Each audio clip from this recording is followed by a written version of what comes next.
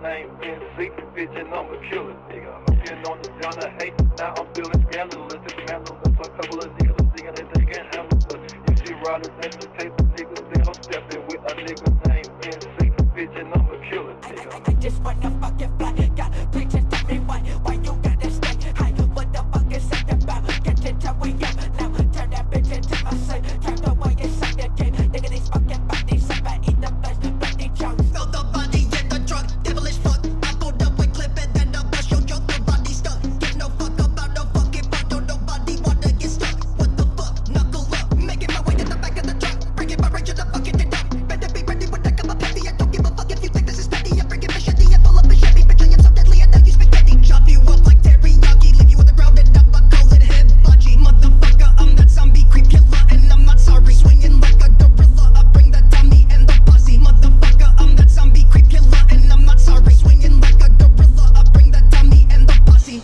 Homicide down with the run.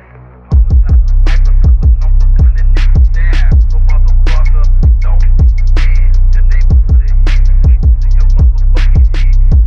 Homicide down with the run. Homicide sniper, cause I'm known for gunning niggas down. So motherfucker, don't forget your neighborhood heat to your motherfucking heat.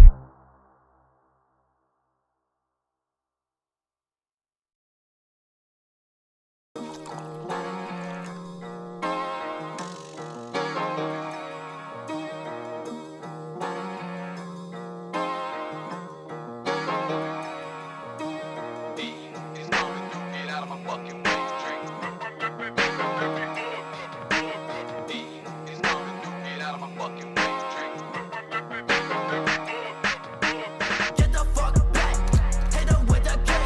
You don't wanna know what I really gotta say. Get the fuck back, hit 'em with a K. You don't wanna know what I really gotta say. When I roll up on you, you take caution to my name. Take a 40 with me, you ain't nothing but a stain. I don't give a fuck up on the whole shit in the way. All right. I've been smoking sticky, then the skunk is smelling safe. Packed out with Corona. Hello, hello. This is no Corona, this is Piggy in the brain. She crying in my arms because her boyfriend is a lame. It's another sucker motherfucker with no game. Was that the ball tingler? That was a pussy extractor, okay? Pussy juice extractor. That's my patented move, okay?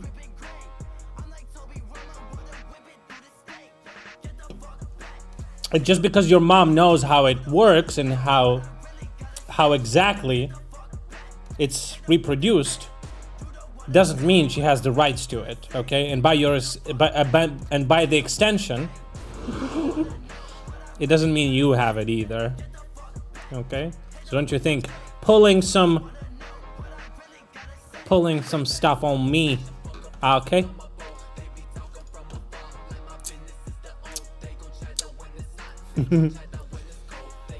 Right, boys. Let's do let's continue, right? Let's continue our Kickstarter review, right? It's like a thing we're gonna be doing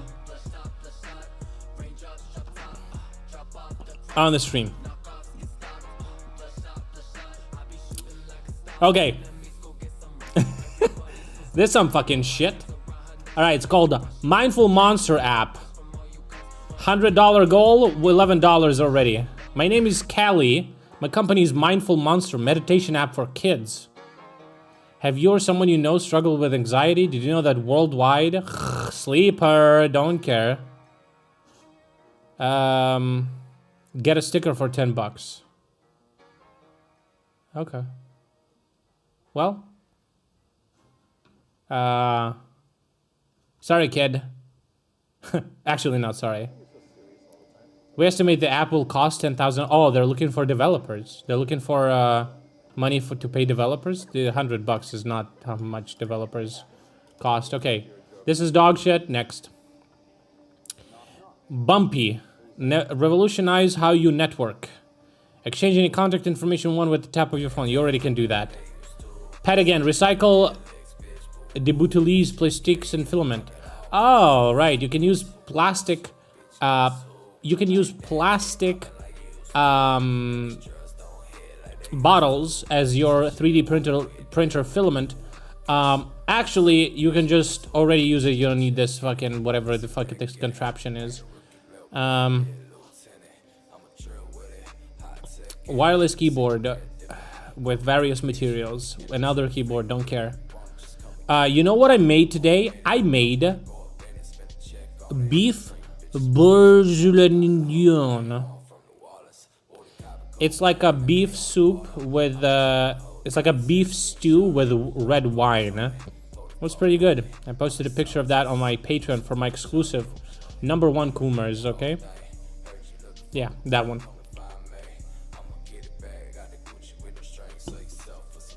It was pretty good. I wouldn't say it's something like it was so tasty I'm gonna come, you know? It definitely looks like that, but I wouldn't say it tastes like that, you know? I bet you could make it better, but I just followed the recipe. It was pretty easy to make. Apparently adding wine to shit, yeah, it's pretty good, right? Magnetic quick release knife. Why? Sell it to me. Sell it to me. Kiev, Ukraine? What the fuck? Oh. Ah, I see.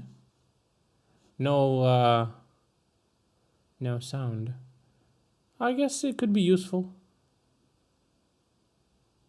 I think they could make it bigger.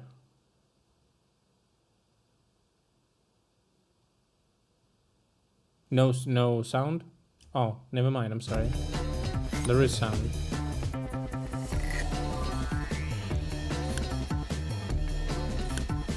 Okay, here's immediate improvements I see to this product. Make it a little bit longer and make the handle a little bit longer too, so you could have a better grip.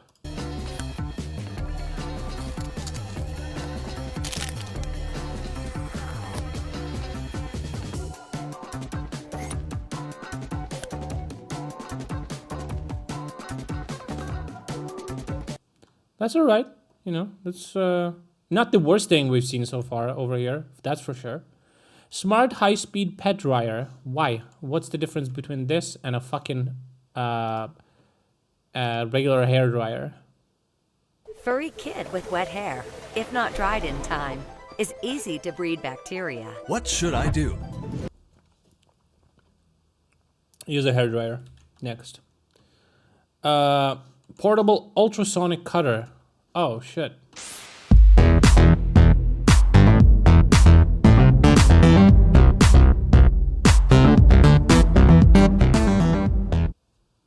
Да, блядь. Ah, that's interesting.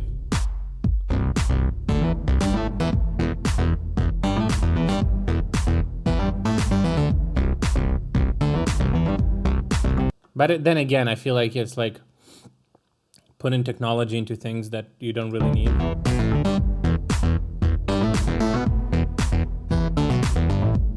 Like to cut this, you can just use a sharp tool.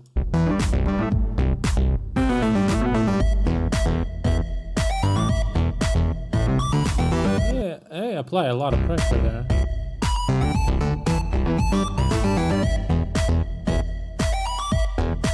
Well, it probably needs to house the fucking battery and the fucking vibrator. There are smart, magnetic, Wi-Fi, Bluetooth, AI, NFT sex toys. Is that real? Link now. I missed the part where that's my problem. Okay, I don't give a shit about this, but maybe somebody does. Doesn't seem like the worst thing, but then again, why? I don't know. Who's Got Aux? Diss Track. Diss Track is a social media app designed for music lovers. What? Another music app? Oh, it's just a fucking... Somebody gave this shit $15. Okay. AI-powered predator for bugs. Holy shit. You wanted to laser kill fucking bugs? Let's go, dude.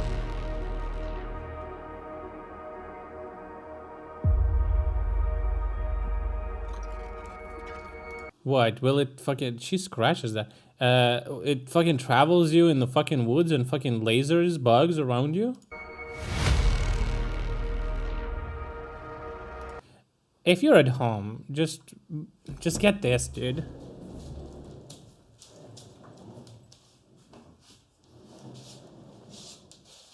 Just get this. You put this thing in a fucking socket and you're good to go, man. Okay? It's like $2. Alright? You don't need this. If you're outside though, just don't go outside. It's for free. Yo, look at them, they're nasty as fuck. Yikes, dude. What if I just make a Kickstarter where I ask for $1 billion and I will develop a solution to kill all mosquitoes forever? Could the world crowdfund that?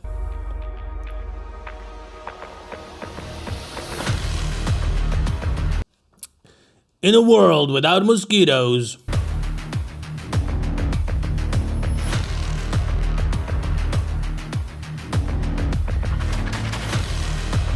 Microphone and camera? Oh shit, right.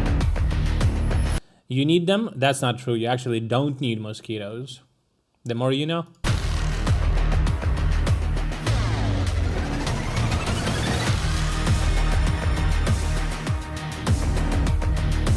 Bro, they just put a fucking iPhone on a drone. What? What is this? What is this scam, dude?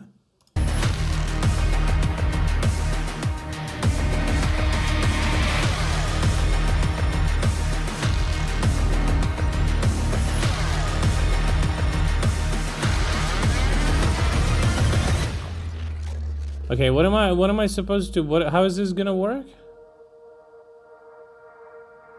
It just sucks them in? Wait a second, so you're sleeping, right? Let me get this straight. You're sleeping and this fucking mosquito is fucking annoying. You voice activate your drone and it's like, it, and then it hunts the mosquito for like 3 hours all over your apartment? Yeah, I don't know. I'll pass on this one. I don't know how anyone thought that's a good debugger. I don't, yeah, okay, plug and play home battery. It's just a fucking power bank. What?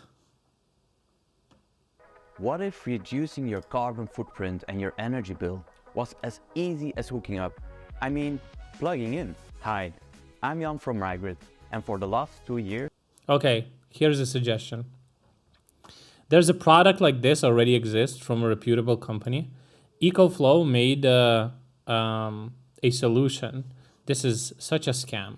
This cost 1.6 thousand euros. For 2,000 euros, you can buy, it's like a package. It's 4 solar panels. It's the converter that you just plug into your socket. And why am I talking about it? EcoFlow, what is this? A new product. Fuck, I don't remember what it's called. Not portable station. What is it called? Delta Pro, maybe? No. Converter. Converter, new product? Fuck.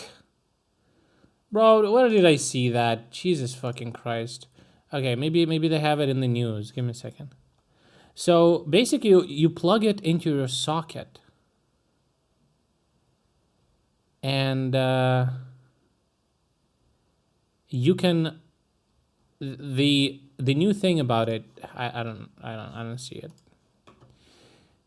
So what it does, it you can sell the electricity. You just plug it into your socket and it can feed the electricity into your system.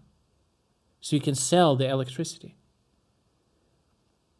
And for 2,000 euros, you get a battery too. Here is just a fucking battery. Our team of electrical engineers and designers have been working on something truly special, the Model 1. The Model 1 is an innovative solution that... Also, excuse me, 1,500 watts. For $1,000, you can get twice as much. Helps you regain control over your energy and energy bills. It also gives back the power to the people. The problem in today's energy market is the over-reliance on non-renewable energy sources such as gas and oil. So you're what? You're plug in a battery in your house using fucking gas and oil to power it? has led to climate change, environmental degradation, and Why they always make like a political unstable statement energy about prices. this? People are struggling to find affordable and sustainable energy solution. But what if I told you that you could regain I would control call over your bullshit. energy, lower your energy bills immediately, and do your part for saving the environment? And what if I told you that's not only super easy, but also affordable for everyone? Guys, is this affordable to you? Is this affordable? 1.6 thousand? Yeah, sure. To everyone, guys. Introducing the Model 1, an innovative energy storage solution that combines the convenience of a Oh my god, it has a wireless charger, really? How fucking long it's gonna charge? power bank with the reliability of a classical home battery system. The Model 1 allows users to store excess energy and use it Again, this is exactly what EcoFlow has, except cheaper. But why it has wireless base charger? with the reliability of a classical home battery system. Maybe The it's Model not 1 wireless. allows users to store excess energy and use it when needed most, such as during peak hours when electricity prices are the highest, and even take it on the road. Yeah, it's a fucking power bank, bro. It's called the power. What is it called? I have it. It's The system can be easily integrated in any existing home energy setups. Just plug it in and play. Simply monitor and control your battery using our smartphone app. The advanced software algorithms software algorithm. Okay. 3 goals. Okay. That's fucking shit. Well, it's not gonna cost $50, but yeah, it's not. It shouldn't cost that much either. I guess if you want to peddle something from AliExpress, you can just go on Kickstarter and people are gonna give you money, huh? Okay. We saw this fucking shit. Wait, did it reset? What the fuck? Fuck, we saw all this. What the fuck is this so bad? It looks so bad already. Welcome to the culmination of my life's work. Every business I have So instead of being naked under my coat and flashing kids, I developed a solution, right? created, every job I've had, every training and educational All right, journey listen, hey, I've maybe taken, he's, you know. it has led me here. I've finally found out how I can serve to the best of my ability, using what I have learned throughout my journey to bring us all together. Started using those at work? You successfully share your gifts with the world. So each of you I came up with this thing, this crazy theory, where you could connect different computers in different parts of the world and share information with people. you're watching this as an I call it Ether experience, Network. a desire to come together in a deep and Yo, why is this video 5 fucking meaningful way. Finally, one field live membership, bi-monthly live and virtual hybrid events? person. Each of you also He's about to has cry. experienced the convenience and the power of a virtual event. But what you really want is what I want. What I want so deeply and sincerely is to connect with others and to share our gifts with the world. You want to get out of the house and meet other people. And you No. want to use your time in front of the computer, not just for working and entertainment, but for drinking from the fountain of wisdom, What is this? fostering What is this gonna fucking? He's gonna fuck me in the ass while I'm sleeping? What is happening? lasting connection. One enjoying from all over. Okay, this sounds fucking weird fucking shit. I loved making that video. Was it clear? If not, here's a 3-minute explainer video. What is happening?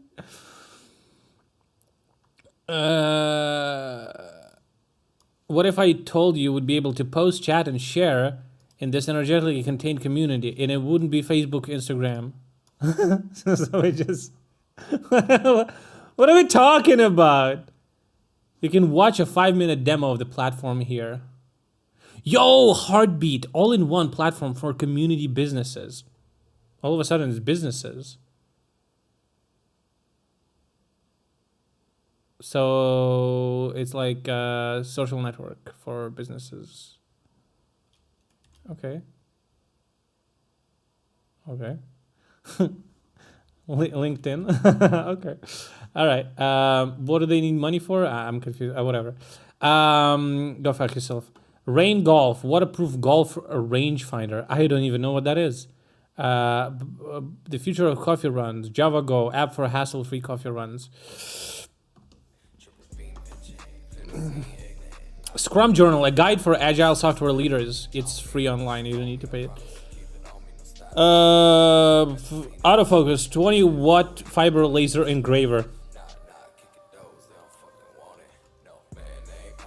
But why? How much the fuck is it gonna cost? 2K? But why? The CS2 laser engraver is another of Mr. Carve's masterpieces for 2023. We have combined a 20-watt high-power fiber laser with a microcomputer to create a non-metal, minimized size, autofocus marking machine for a wide range of engraving needs. The power of CS2 enabled us to engrave this commemorative coin to the depth of 0.3 millimeters. The CS2 laser engraver features one-touch. This could be an interesting thing for like small businesses to like rent it out. Basically, you come into the shop, you can engrave something, pay some money. Autofocus. At the touch of a button, the machine automatically detects and adjusts the focus. When you want to operate the machine from your mobile phone, simply plug the wireless card into the side socket for quick. Yeah, it's pretty cool. And easy access. Wow, is it the first product that is like actually useful? Not for me, but this definitely, yeah. It's pretty good for $2,000. I don't know how, I bet you could buy something that cheaper already, but yeah, it could be like, yeah. We don't even, in my city, I don't believe I have a single 3D printer shop or like I could just buy like a $2,000 3D printer and $2,000 laser engraver, and you could just open my business and provide those services. That'd be interesting. Decentralized, self-sovereign global healthcare system on a blockchain. What does that even mean? Keep produce fresh up to 5 times longer? No way. Is this like a fridge? This is Kickstarter review. We did this yesterday. It was fun. When it comes to your food, you want to keep your valuable produce fresh longer. Introducing Fresh Defend Home by Green Life Tech, the new standard for fruit and vegetable storage. The U.S. produces a staggering $240 billion of food waste. What it has anything to do with that, bro? Also, just put it in a fucking fridge. You already have it. The U.S. produces a staggering... Why? This is so useless. People give money to this shit. Why? $240 billion. Am I missing something? Each year. At Green Life... U.S. wastes so much food, we also invade other countries and kill civilians.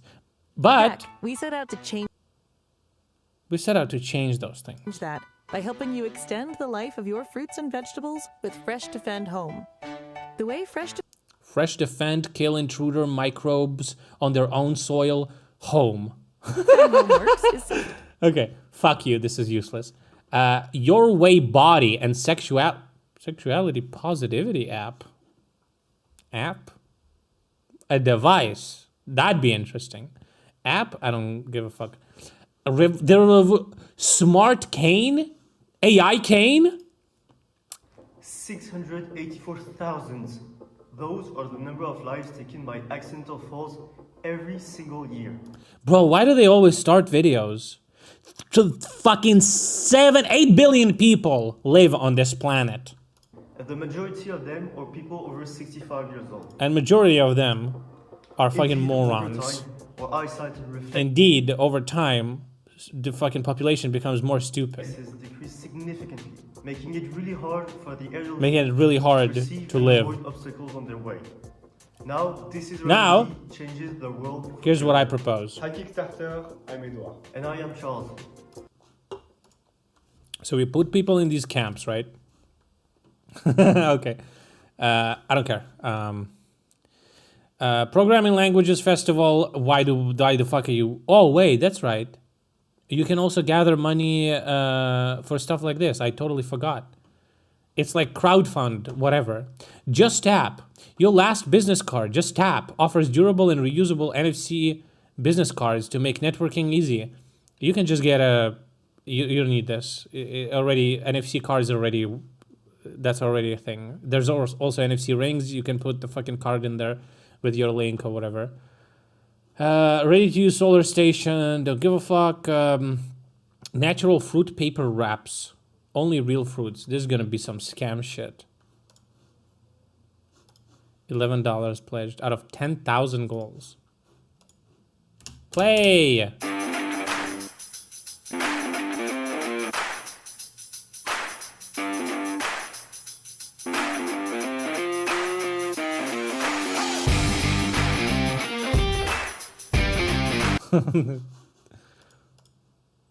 Okay. I knew it's gonna be shit. I don't know why. Milky's! Revolutionizing logistics Mike's delivery app. I don't even know what that is. Cooling down your space. Okay, this is some fucking garbage. Can we like sort it by popularity? Let's do popularity. Yo, this fucking degenerate shit is super popular. What? People are fucking morons, dude. Are you serious? If somebody doesn't know, this is like a thing, yet another thing that you take with you to click the button and find your wallet if you lost it. Or somebody stole it. I don't know. Do people still have wallets? I didn't know my voice could get that high. Ah! What is that?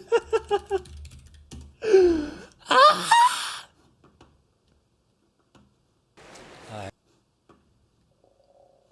Oh, no, wait a second. Wait, I'm gonna find it.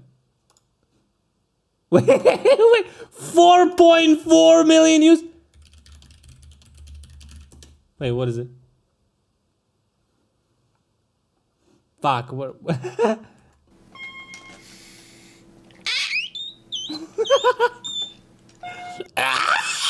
Okay, whatever. Okay, what is the second thing? The USB hub for gamers and digital nomads. What's up, my dudes and dudettes? Oh, really? When you're leaping from world to world, level to level, my digital nomads, what is this fucking thing?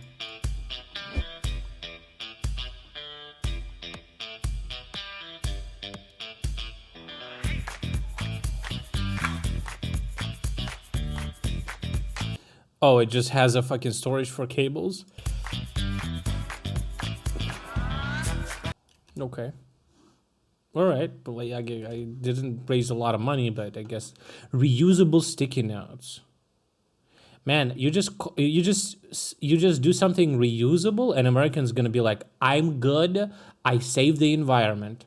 Well, actually, paper is, sustainable, so it doesn't hurt the environment. When you cut down trees, you plant them back? No. I want reusable stuff. But it's made out of like some rubber and chemicals, and actually to produce this, you pollute it a lot more than if you would just buy paper. No. Reusable means good, no waste. This shit has 2.7 million for fucking birds. Turn water into ozone mouthwash. What the fuck? It's surprising what your mouth goes through in a day. Basic oral care is not enough to keep your mouth truly clean. That's why it's time to upgrade your oral care routine. Introducing OwnClean, Smart Mouthwash Machine. This innovative device turns tap water into ozone mouthwash in just seconds. The advanced microelectrolysis technology splits diatomic oxygen molecules in two to form ozone.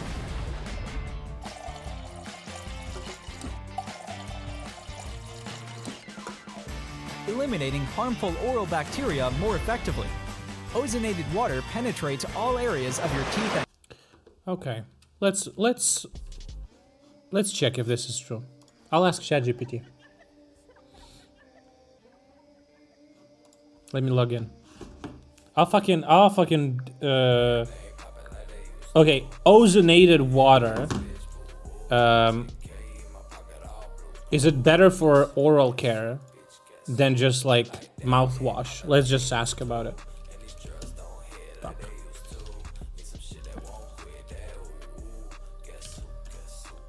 Oh my god, fucking. Okay. Okay, new chat. Is ozonated water better than regular mouthwash? Ozonated water, also known as ozone water, is water that has been treated with ozone gas, OZ, to kill bacteria, viruses, and other microbes. The benefits of ozonated water for oral hygiene are its ability to kill bacteria, viruses, and fungi that can cause dental issues such as gum disease and tooth decay. Some studies suggest that ozonated water might be useful as a mouth rinse. It's claimed to have several advantages over traditional mouthwash. It may kill a wider variety of pathogens, and it doesn't contain alcohol or other potentially harmful ingredients found in some mouthwashes. However, the evidence supporting ozonated water is limited and is not widely recognized by dental professionals as first-choice mouth rinse. More research is needed to establish its efficacy and safety compared to conventional mouthwashes. Moreover, it's important to know that ozonated water needs to be used immediately after it's made, since ozone quickly reverts to oxygen. This can make it less practical for daily oral care compared to conventional mouthwashes. Finally, while ozone can kill harmful oral bacteria, it doesn't discriminate between harmful and beneficial oral microbiota. I never seen that word. Microbiota? This may have an impact on oral microbiome, which is an active area of research.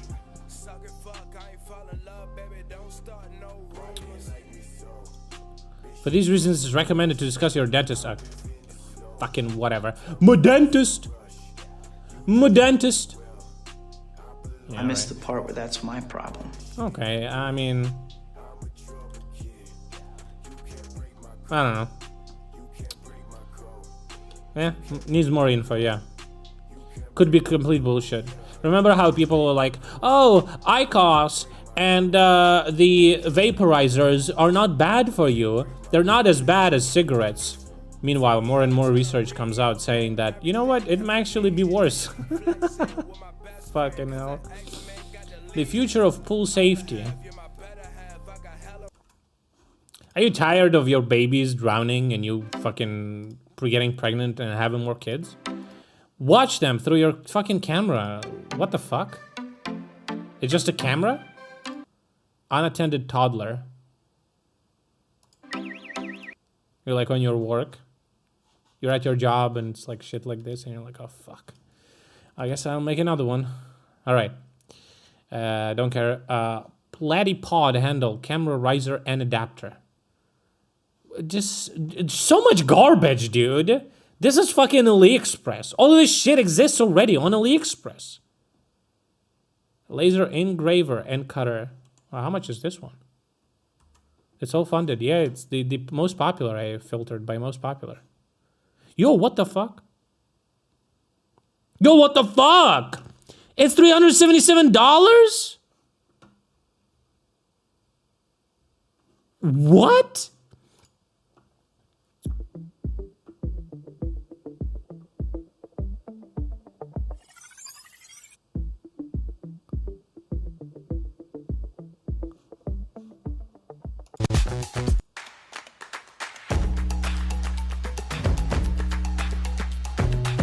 Engraver and cutter. Americans got more money that they can spend. No, but my healthcare and my $3 million student loans debts. Gestural open wearable stereo earphones. Bro, this shit exists. No, the Kickstarter is not required for this. You don't need this. Awesome gentle light. Premium book light frame optimized for private reading. The fuck does that even mean? Reading comfort anytime, anywhere. With our exclusive magic lighting plate technology created from sophisticated semiconductor processes, this book light provides gentle, comfortable light thanks to the one. Just use your read on your fucking phone or tablet. Why you have to be such a fucking cuck? Or buy a fucking that whatever Kindle shit. Jeez, who cares? Now, if it would scan the text and then it would like dictate it to me like audiobook, just get audiobooks. Who reads books, bro? What the fuck? Noise canceling smart headphones. This looks like ass. What is that fucking... What is that piece of shit fucking Photoshop on it? What is this? Hello. 8 octa-core CPU, 4G LTE Wi-Fi Bluetooth, 6 gigs of RAM. Let me introduce you to Custis, the next generation TTS. They gathered $35,000. ChatGPT voice. of smart wireless headphones, equipped with 4G LTE technology to enhance your sound and communication experience. We packed so much shit in our fucking headphones that is going to create so much fucking noise, electrical pollution that you might not hear actually anything except the fucking noise crackling. Dent 10 2-in-1 calculator and numpad. What are these things? These are all fucking shit, dude. This shit is twice over here. What? Oh, it must be like a glitch. Oh, it's not a glitch, it's pagination. Fucking bullshit, yeah. I know, we have the same bug, but we fixed it. This is so bad. Masters of Terror. 3D printable busts. I'm about to bust. World's first 60 Hz color RLCD e-paper with front light. What did I just read, dude? Robotic pool cleaner, yeah. Dude, these are the most popular ones. This is just a fucking light on a stick, dude. You don't need this. Yo, kitchen idea. Your personal air conditioner is gonna be some fucking dumbass shit.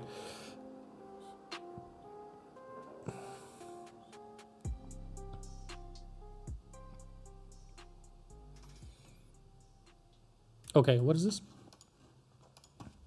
It's gonna cook you all the food with AI, guys. I own this. Oh, you own this from Kickstarter. By the way, any of you guys own anything that you got from Kickstarter? I'm super curious. What did you spend your money on? Powerful and expandable modular system. 3-in-1 3D printing. Oh, I see. Okay. Is it good?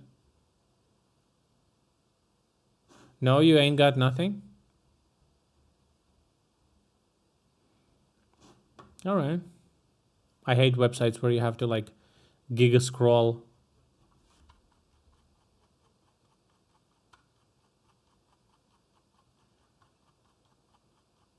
Jesus Christ, this fucking sucks. Только что прилетел беспилотник. Пассиант успел, но до этого прям жестко бомбануло. In eastern Moscow region. Is this not from yesterday? This is from today? Oh, you want a fucking interesting thing? Today, last night, Kiev was not bombed. Russians bombed Kiev every fucking day. Then they got hit and they're like, wait a second. Wait a second. You backed one of the first Raspberry Pi learning computers? Oh, that's cute. Okay, what is this? Cooking. Wow.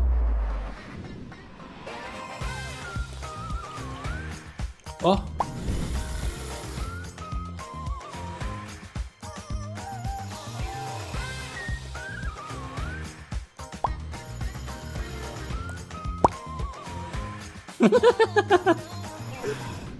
Do we need to bass boost this?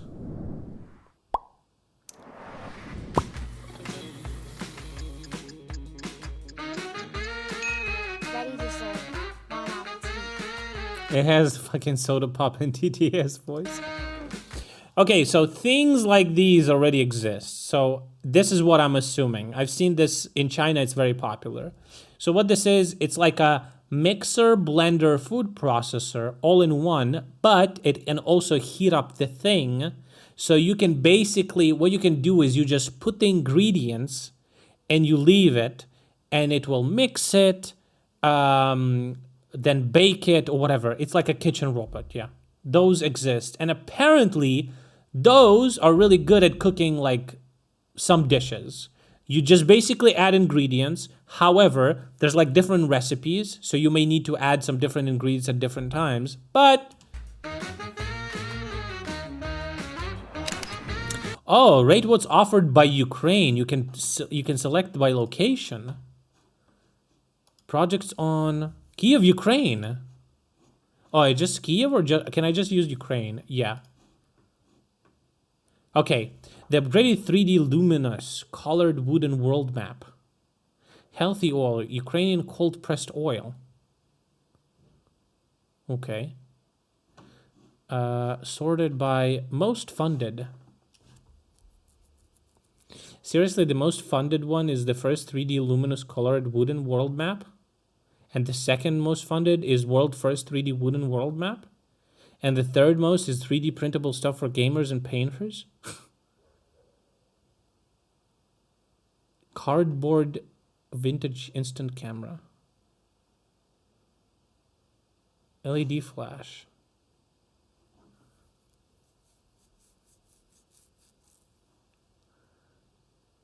They're good, I would buy it.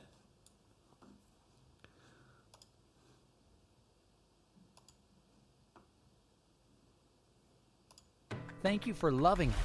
The first 3D wooden world map by Enjoy the Wood got highly that's what I told your mama. rated by you. Your support and trust made us believe we can take another leap and surprise you even more. So meet 4 massive updates, 17 new colors to make it brighter and fit any taste and interior. Plus, new luminous feature to surprise you all day long. The map is now magnetic. What about all Keep night your long? best moments close. Can I enjoy the wood? LED backlight you control right from your smartphone. Choose between multiple modes. Pick the one that matches your vibe best and enjoy. You'll only need a couple of let's find like the let's find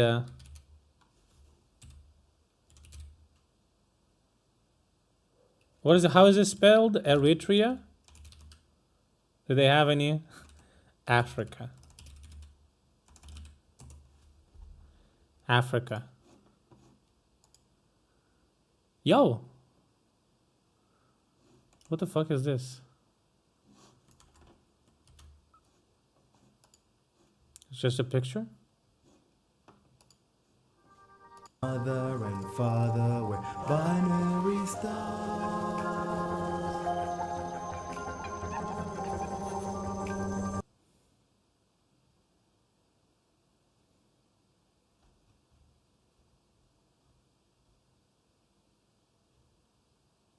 What is happening here?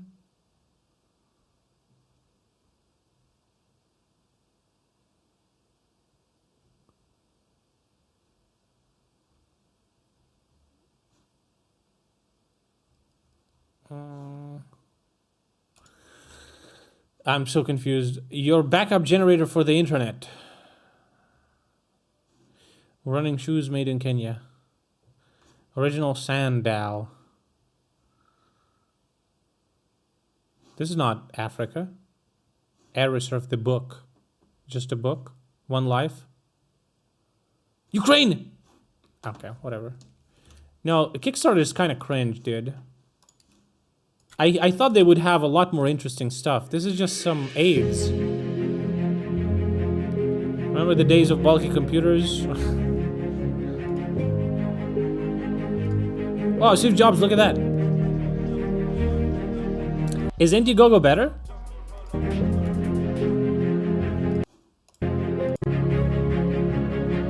So it's like a personal... air conditioner.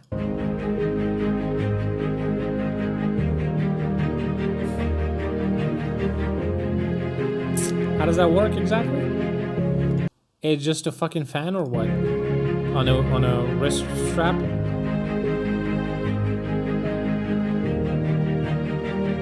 Doesn't have a battery, it's connected to something. Bro, what is happening? They actually got $2,000 for this. Am I fucking going crazy, dude? What? This is so bad. This like literally really, really bad, all of this. Why is it? What is happening? How is this? Okay, so this is in category technology. Maybe I just should like get all categories.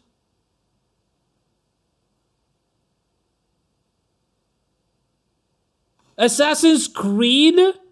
How is this? It's a tabletop game. How is this most funded?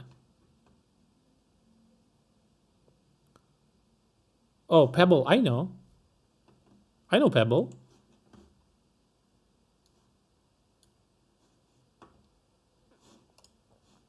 It's like a smartwatch. Hey Kickstarter, my name's Eric. I'm the founder of Pebble. You may remember Pebble from our first campaign when a bunch of you supported our quest to build the world's first real smartwatch. Now there are over It was 1 true. million It was our early backers, users, and developers. It was one of the first in over smartwatches 150 ever. countries around the world. It was kind of crazy, You've yeah. jump-started an entire industry and helped a small group of us build a watch that's widely regarded as the best overall. That's why we're back on Kickstarter. So you, our early supporters, can be the first to get our next generation smartwatch. This is Pebble Time. Pebble time for my wife to get Starting fucked with by a her brand boyfriend. new color e-paper display, we worked hard to make Pebble Time a fantastic watch. It's also much thinner, with an ergonomic design that comfortably fits the E-paper? curve of your wrist. Is it more Like the power original Pebble, the display is always saving? on and readable even in the brightest sunlight. It's durable, but lightweight and water resistant. Pebble Time conveniently delivers messages and notifications to your wrist. I remember these watches are like fairly simple, Through partnerships but with some of the world's most they don't popular try to do everything, and they have incredible battery life. apps. Pebble makes a great sports watch. It works great with iPhone, Samsung, and Android phones. We also added a microphone. so you Samsung can is not send quick Android? voice replies or take notes on the go. And of course, the battery lasts up to a full 7 days, yeah. While designing Pebble 7-day battery we life. That's followed pretty our core good. belief. A smartwatch should help simplify. Okay. Ultimate streamer gadget. Steer. What is this? Yo, dude, let's go. Oh, Estimated 250,000 Americans drive drowsy every dude, every fucking video. Americans are shit. The government is shit. Polluting, killing. day. Every time. Yo! Driving drowsy can be just as dangerous as driving Dude, I was just a little bit drowsy tipsy. drunk. Okay. It's alright. You killed family of 5. I was just a little tipsy drowsy. Little, Police say it's a wake-up call for all drivers. a wake-up call? This is not a solution. This is. Steer, spelled like Tesla. So you would confuse it with Tesla. It's a bracelet that fucking probably shocks you or some shit. What does it do?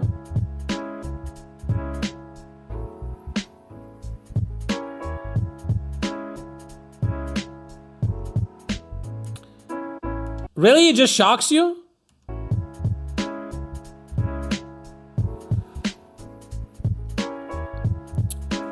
How do they know when to shock? Analyzes your condition.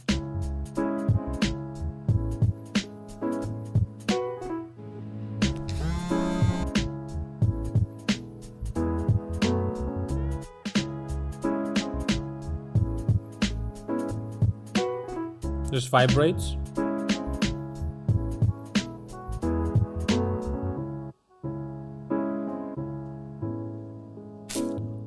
Shock!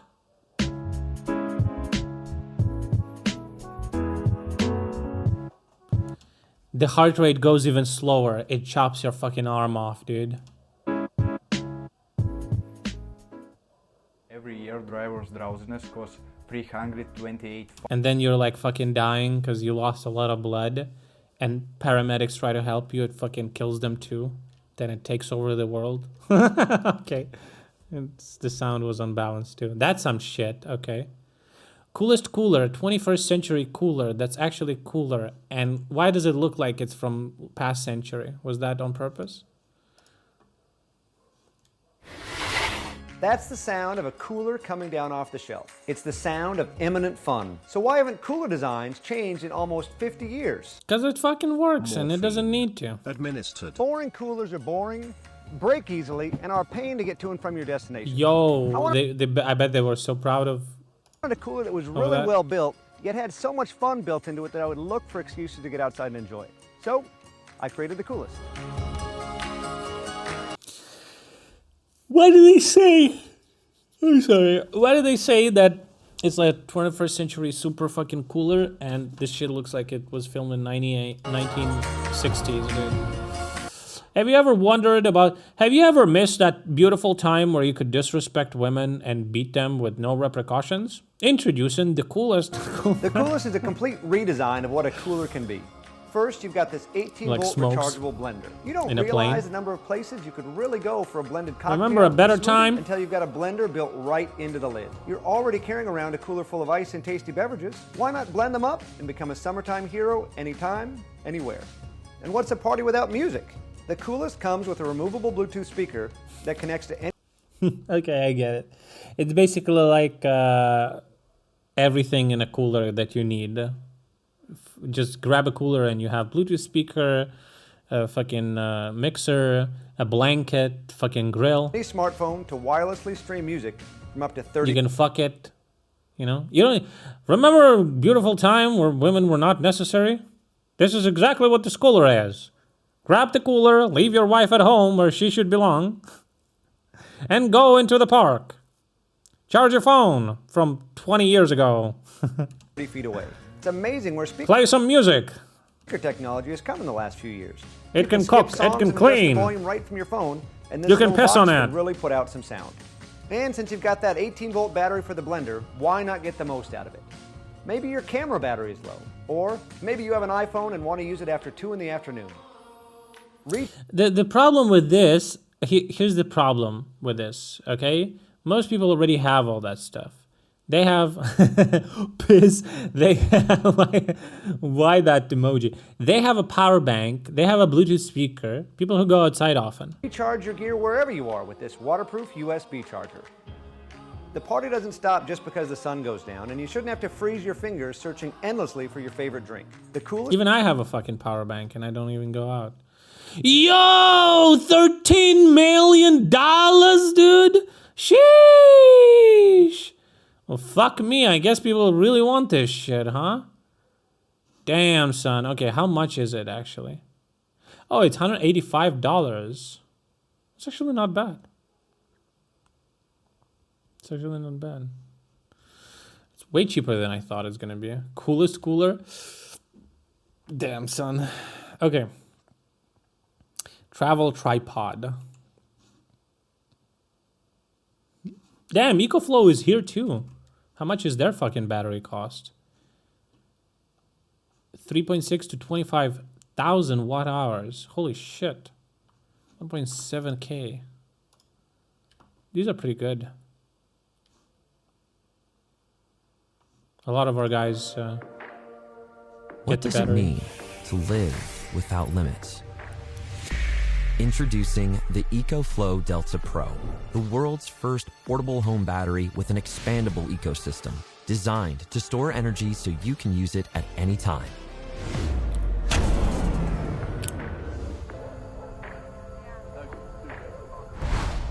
The Delta Pro ecosystem connects directly to your home with the new EcoFlow Smart Home Panel, which immediately reroutes to Delta Pro to provide uninterrupted power during emergencies.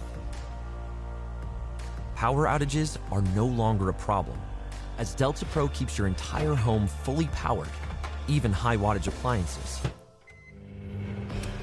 And in daily use, the ecosystem reduces your reliance on the grid, saving money on your energy bills. The EcoFlow app gives you full control over your home circuits and lets you manage your power consumption. Fucking South Africa fucking sucks, dude.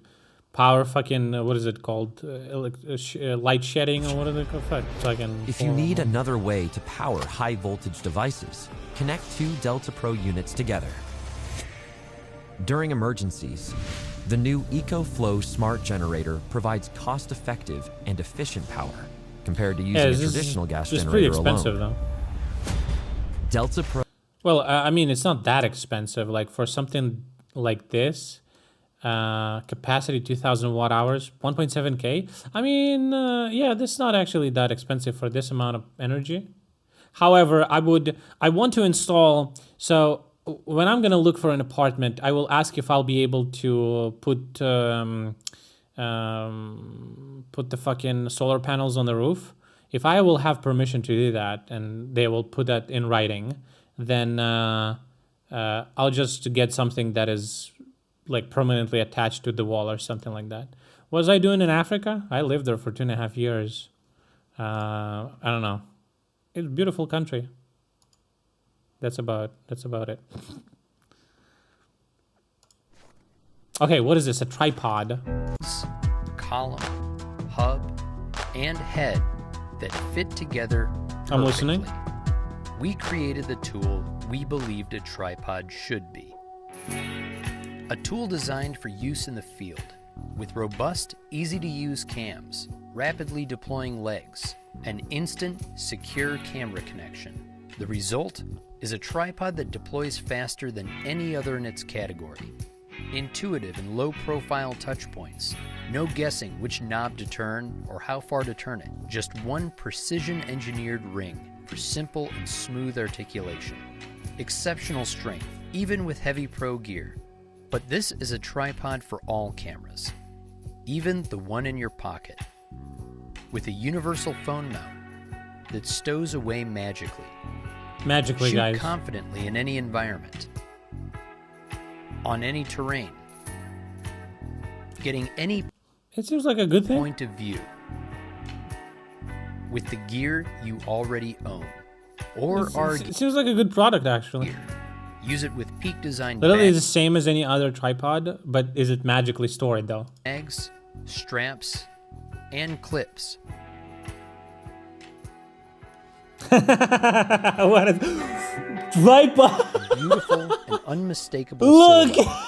Available in anodized aluminum alloy. That fucking emote's so fucking dumb. Dude, look. Avatar! Soy! Travel jackets with 15 features, dude. No way. 15 features? List them. Oh! It's right there. Ah! It's right there. Earphone holders. Got them right here. Holds pretty securely. You come with it. Did you know? You come with integrated earphone holders. Drink pocket. Sunglass pocket. For just one sunglass. Microfiber cloth. Pen plus stylus. iPad pocket. Hand warming. Isn't all pockets in all like jackets they do hand warming, no? Neck pillow, eye mask, passport pocket. Dude, everything that ends in a pocket is just a pocket. It just decides where you want to put inside. Okay, yo, it has $9 million. Holy fucking shit. Okay, what is this? Bro, everyone just fucking travels and goes outside, dude. I don't believe it. I feel like people just buy this, but they actually don't do any of this.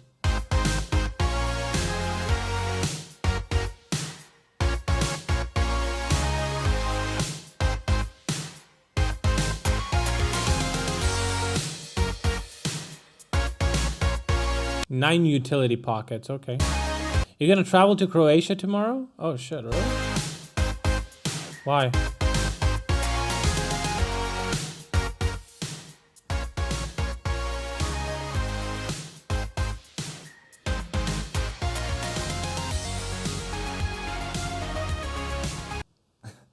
Please, sir, remove everything from your pockets. Oh, fuck. Okay. Bro.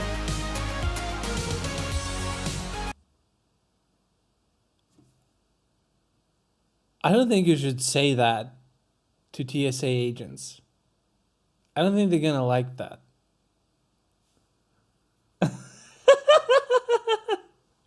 Bum. He's like fucking goes in this jacket. He's like, they didn't check my secret pocket. Boom. Boom, dude.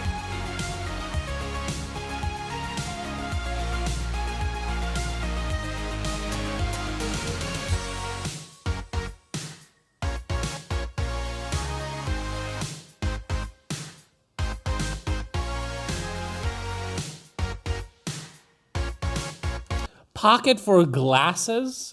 Bro, how is that any different from just a pocket?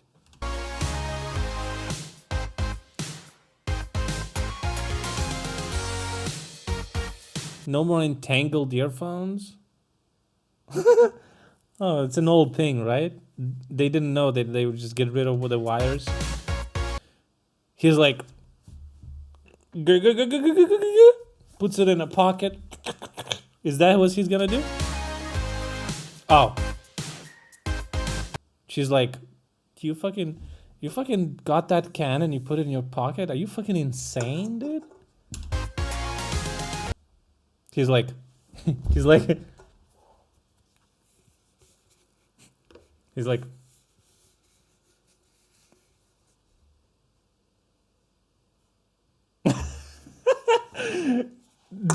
bitch is like, what the fuck? Fucking crazy motherfucker, dude.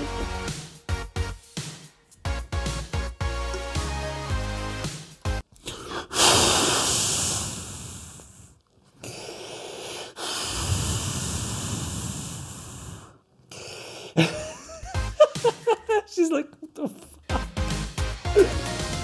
The memory foam eye mask Giga Chad. The fucking blow your own neck pillow soy cut.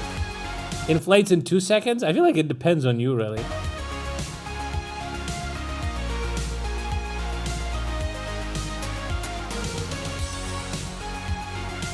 Eye mask. You just put a fucking thing over your eyes.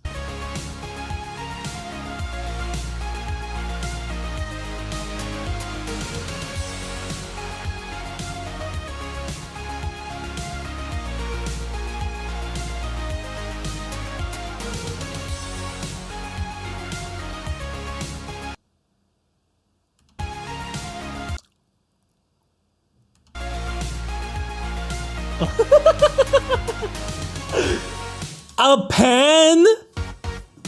A handbag?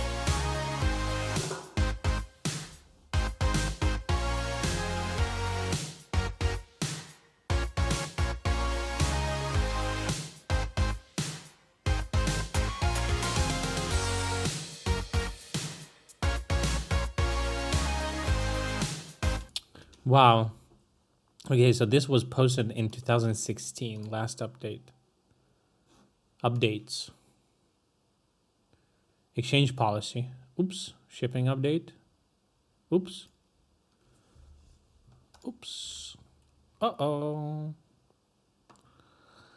Okay, Anchor printer. Apparently this one's good. Wormwood modular gaming table. Oh, this fucking thing fucking bombed, dude. I remember. Cracking open the last closed platform, the TV. Oops, didn't fucking crack that shit, dude. 30,000 comments. You know, if there's that many comments, gonna fix this. 2013. Oof. The end of the beginning.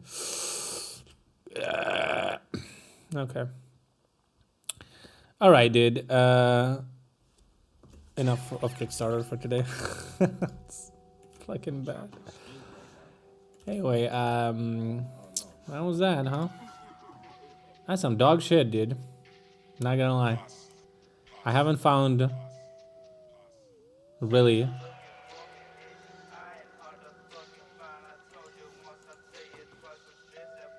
Did we see a single interesting thing?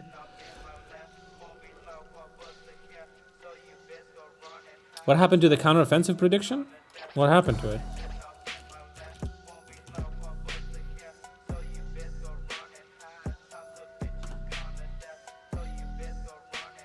Wait, what happened to it? Did it expire?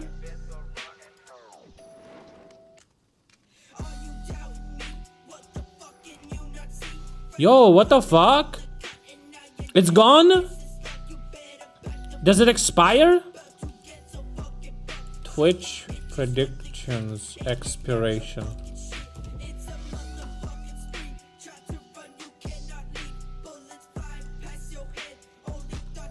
Wait.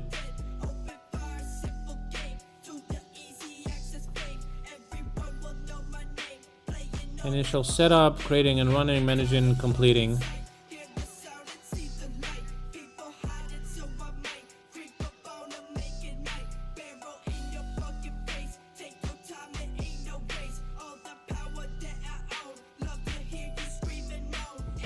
Wait, what the fuck?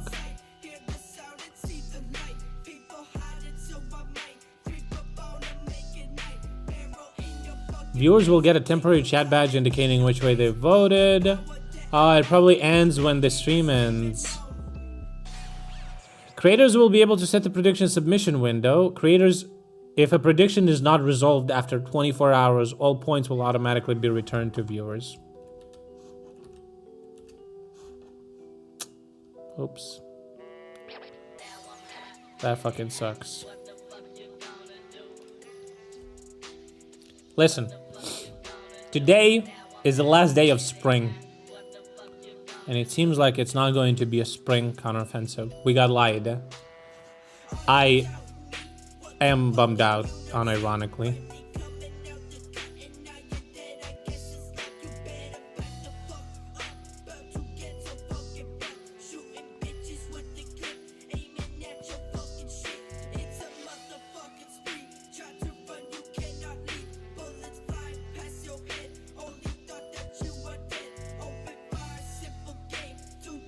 Oh.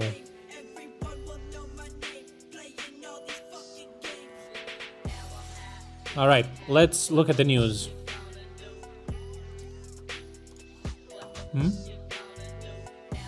Spring in Sweden lasts throughout June. Spring is meteorological, not calendar based. sounds like a fucking cope, dude. But yeah, I know. It's better. It's like a video game, right? It's better for developers to have time to make it good than to release a half-baked dog shit. I agree. Don't worry. I agree.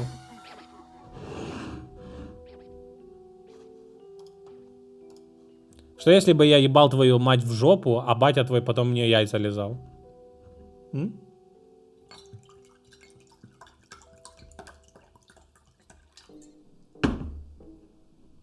What about that?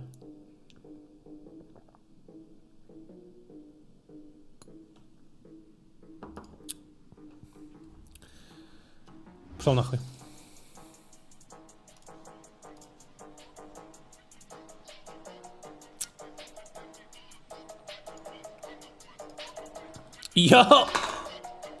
Yo, base! This is a street near fucking Russian embassy?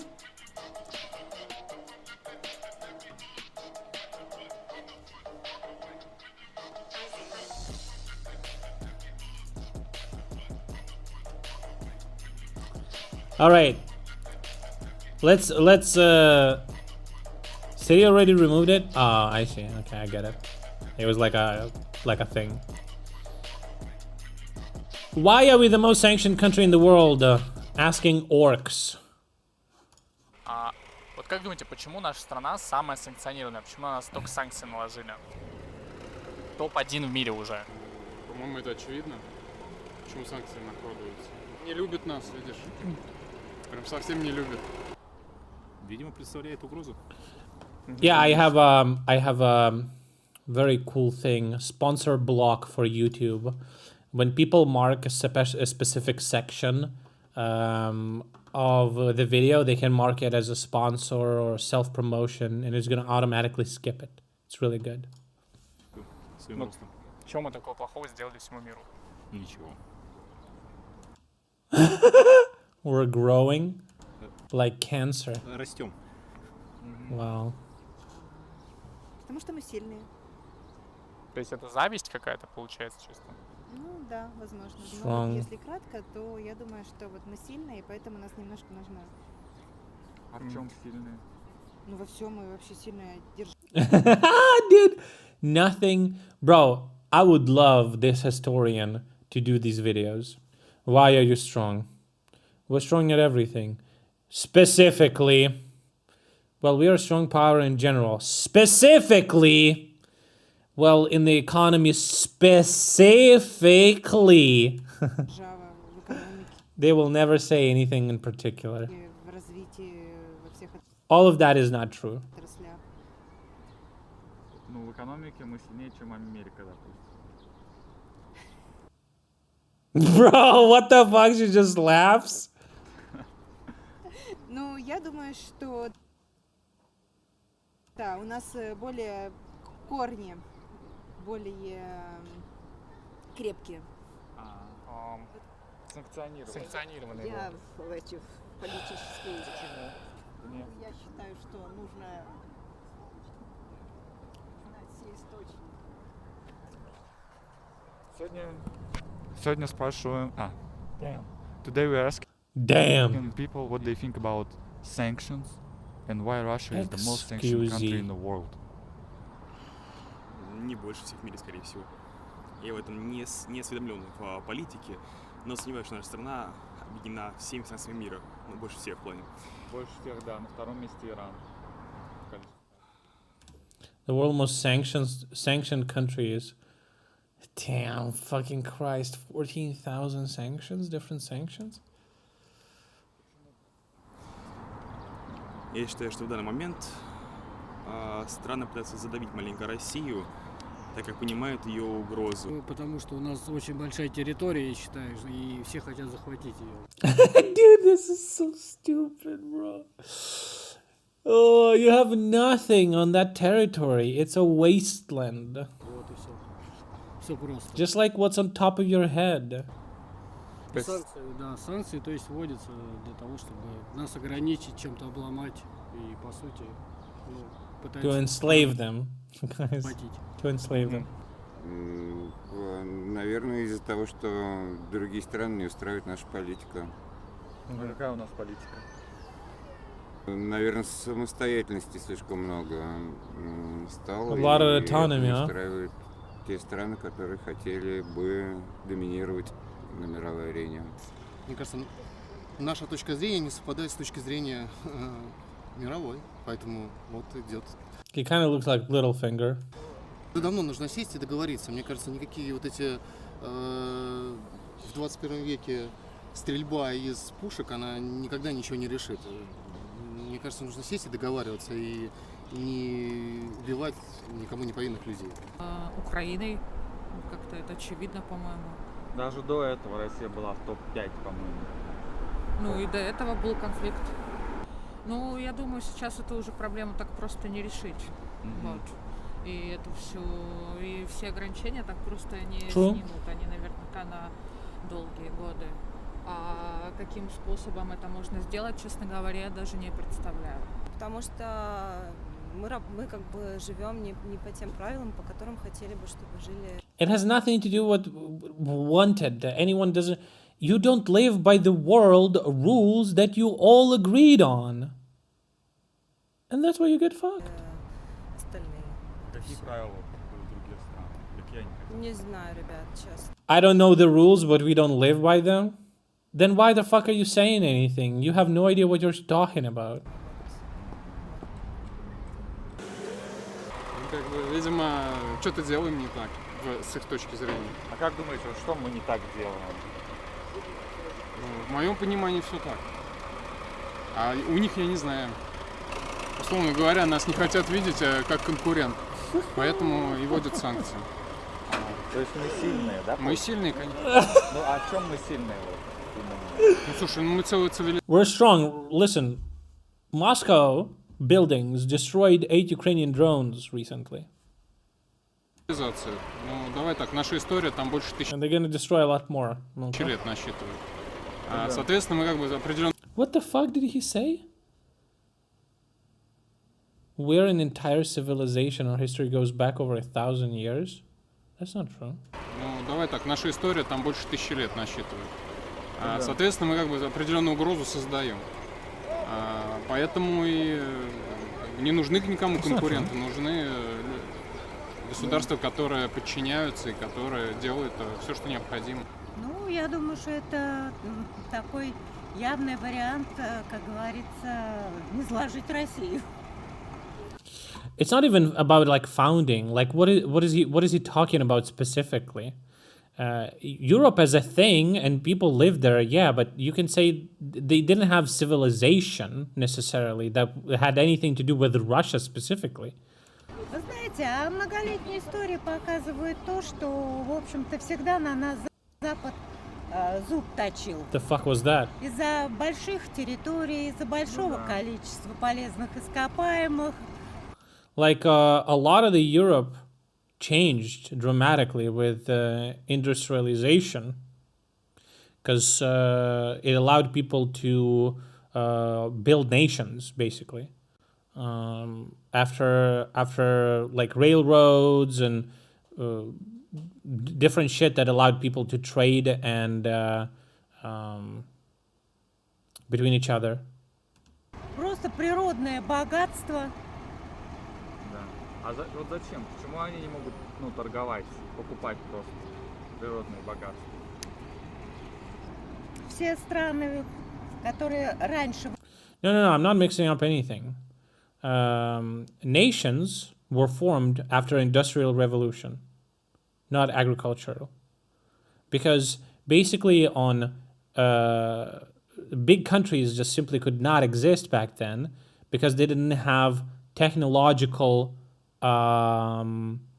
ability to trade and communicate with each other on like constant basis on longer distances. So yeah, exactly. I'm talking about nations, right? So like Ukrainians were not like a nation before industrial revolution.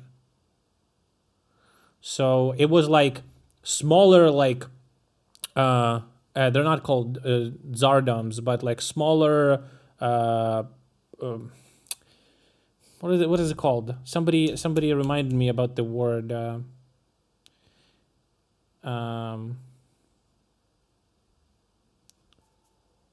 Fief? What I don't know what that is. No, it wasn't a nation. No, not kingdoms really. Like not empires. I don't want to say like tribes, but yeah, it's like people lived in like these groups, right? And they might have had very different understanding of who they are and what they didn't have like a whole like political idea over them, right? They weren't tied together by like some roots. They lived on somewhat, like if we look at the territory that they lived on, yeah, nations are a modern structure. So when people refer to nations, they like it didn't exist back then. Yeah. Nation is like the next evolution. You're right. So you had shires in UK. Yeah. So what I'm talking about. Okay, let me just because I don't know the terms really well in English, but this is what I learned from this historian guy, right? So like this is, let's say this is modern Ukraine, whatever. I don't know. Let's do it like this. Modern Ukraine, right? Modern borders. The fuck, dude? Perfect freeze cam? Fuck me. All right, give me a second. Why did that happen? All right. Nations did not exist in Middle Ages. It was a different thing. So basically, let's say they had like small groups living all over, right? Smaller groups, not small, but smaller groups. And then they started pulling together and forming like a nation with like, you know, coming up. Then there was a lot of wars, borders were changed, but a national identity, it would be like a bigger tribe because you had railroads and trade routes. People were traveling between cities to get educated, and people started getting like big national ideas and referring to themselves with, you know, like one name. They had one goal and stuff like that, and it was all very much started after Industrial Revolution. Before that, yeah, and countries were built and stuff like that. But before that, before the Industrial Revolution, people would have like pretty different. They would be pretty different back then. So, like for example, what you're referring to is like, didn't we had that in 1500s? We had like a Dutch, like is it called duches, or let's call it like a region that that had like I don't want to say king, but like a small king, right? Like a small king. He would be king of this area, a duchy, right? Or he would be a king of this area, or like this area of land, but it doesn't necessarily mean, or like a baron. Yeah, he could be a baron of this land, but it doesn't even necessarily mean that he was actual baron there. He just owned that land, but he doesn't know anything about that land. He could have like got that like as a reward for something, but that doesn't necessarily mean that he owns this land. Some people that work and live there don't know who the fuck that guy is. In the documents it is, but people would just kind of hang out and live there, but they wouldn't know what the fuck is going on beyond like their village or beyond their city. And they would say, oh, like we have a new king, and they're like, whatever, fucking don't care, you know. A lot of that shit is kind of like changed in the movies and the stuff that you watch that is like historically accurate, to kind of like make it more understandable for us and to like kind of comprehend. Oh, look, the king. Most of the people didn't fucking give a shit or knew or whatever. They just lived in fucking fields and shit. They had their fucking cows and whatever, but they didn't know about anything that was going on that we see like in the documents or whatever the fuck, right? Yeah, and then because of the Industrial Revolution, people started creating like much bigger societies because it was easier than that. And now we're actually seeing a next level progression of that is globalization, right? Now we have planes that are cheap, go fast, and it's like, and people like go all around. And we might come up even with like, wasn't there an idea that I heard from, you hate the guy, but Elon Musk, that you could potentially go into the lower space atmosphere and then super fast travel to another point and land like a missile there. So it would be like airplanes, but much quicker. You could go to any point on the planet within like a couple of hours. So maybe that's the future, you know, but yeah, we would be more and more globalized, so. Владели колониями, они просто привыкли за даром все брать. This is true. I'm talking about nations. I'm not talking about like, I don't know, whatever the fuck you're talking about. А у России были колонии? Нет, никогда. Ну, у Советского Союза был. Also, like a lot of people say, this is another thing that I discovered from this historian dude. A lot of people say that there was a lot of slavery back then. Like in history, most of the stuff was done by slaves. It's actually not true. There are a couple of examples where that was the case, but generally, it was not true. Most of the world did not have people just slaving away constantly. They had like these, they had their own fields, and then they could farm them, and they like pay taxes, but they kind of own that shit. So, yeah.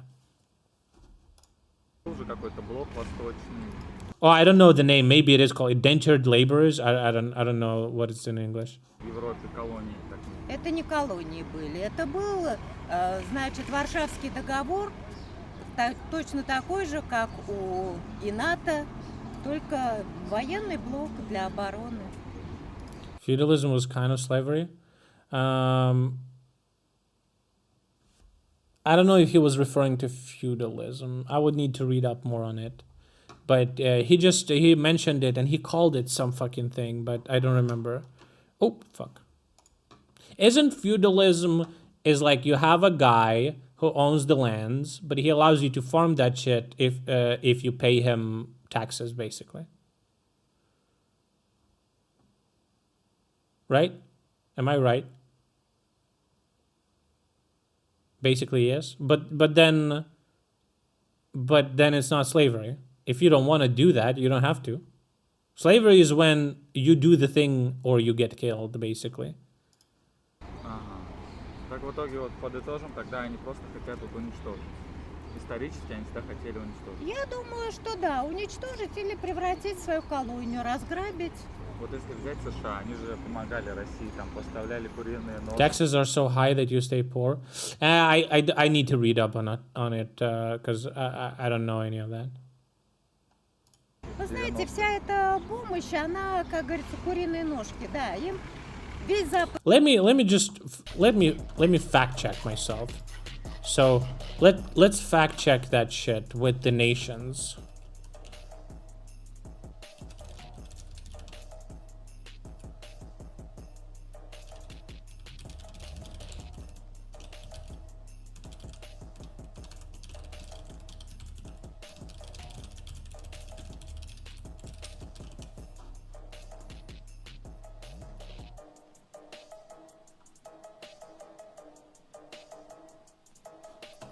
ChatGPT doesn't work or what? The fuck is happening? It's not replying to me.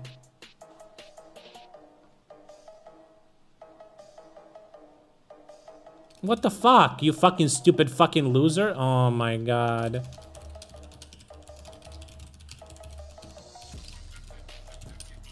Why is it being cringe when I need it the most? Only one message at a time?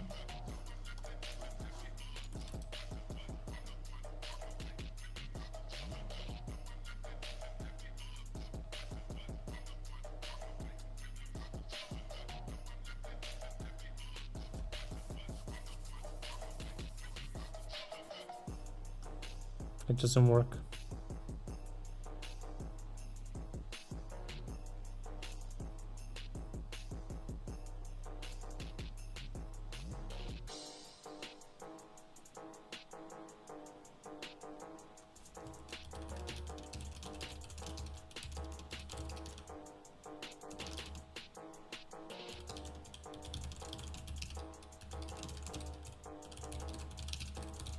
Okay, it's typing me something. All right. So, okay, the examples of ancient nations include like Egyptians and Persians and ancient Greece, Athens, Sparta, Roman Empire, whatever. But the early stages, these early states did not necessarily function or identify the same way as modern nations do. The concept of national identity and citizenship has evolved significantly over the centuries. The Industrial Revolution beginning at the late 18th century significantly affected the development and organization of nation-states, primarily through rapid economic changes and the growth of capitalism. It led to urbanization, demographic changes, and shifts in social and political structures, in many ways shaped the modern concept of the nation-state. The development of modern nations is closely tied to the Industrial Revolution. While nation-states existed prior to the Industrial Revolution, this period of rapid industrial and economic growth significantly transformed them. So it's like a difference between ancient nations and modern ones, right? Because that's what he was probably referring to when he was speaking to Russians, because they were constantly asking, because they have this propaganda talking point that Ukraine was made by by Lenin. Lenin came up with Ukraine, but it's not true. because we existed as a nation before that. But when they say, oh, Russians existed for thousands of years, he says that's not true. Russians did not. Russians is a fairly recent concept, basically. They were called different names and they were different like tribes or whatever, but the Industrial Revolution led to a mass movement of people from rural areas to cities in search of work in new factories. This urbanization led to major demographic shifts, and the growth of cities also contributed to the development of distinct urban working and middle classes.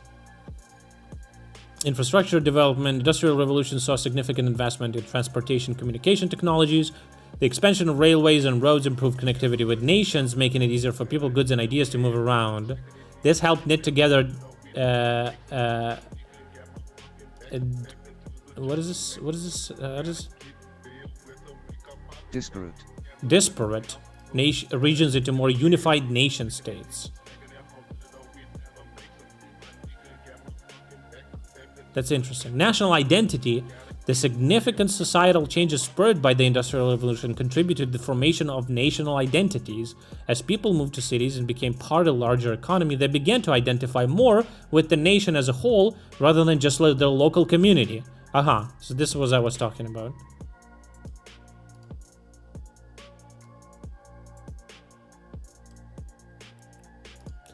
The introduction of compulsory education after the expansion of mass media such as newspapers also played a role in promoting a shared language and culture, further solidifying a national identity.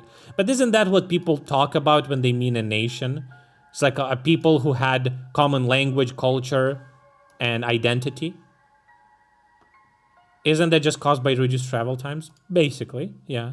But that's what I'm saying. That's why it happened after industrial and jobs, right? Because you had more shit to do.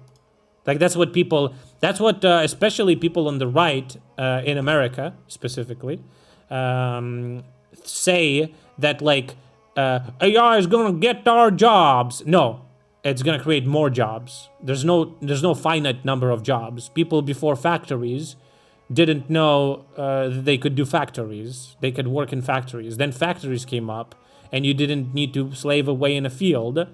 And boom, you got new jobs in factories. Okay, factories are getting automated. You need people who support that shit and code for that shit. You need more and more jobs, different jobs.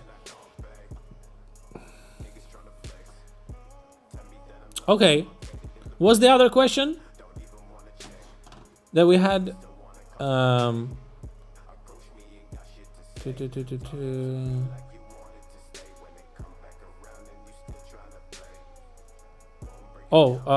About slavery, right? Feudalism.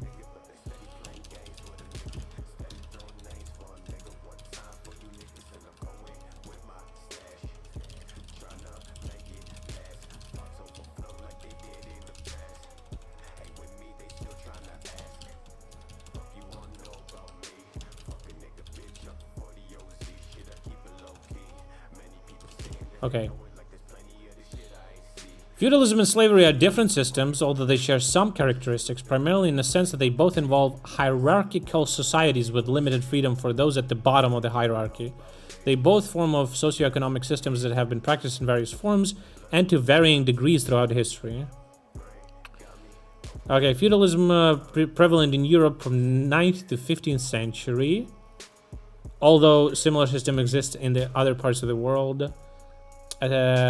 Land known as fiefs was granted by a lord to a vassal, known as a knight or lesser noble. In exchange for military service and fealty, serfs or peasants, the majority of the population, worked the land. While serfs were not free, they were bound to the land and the lord. They were not slaves either. They had some rights. They could have personal property and could not be bought or sold like property.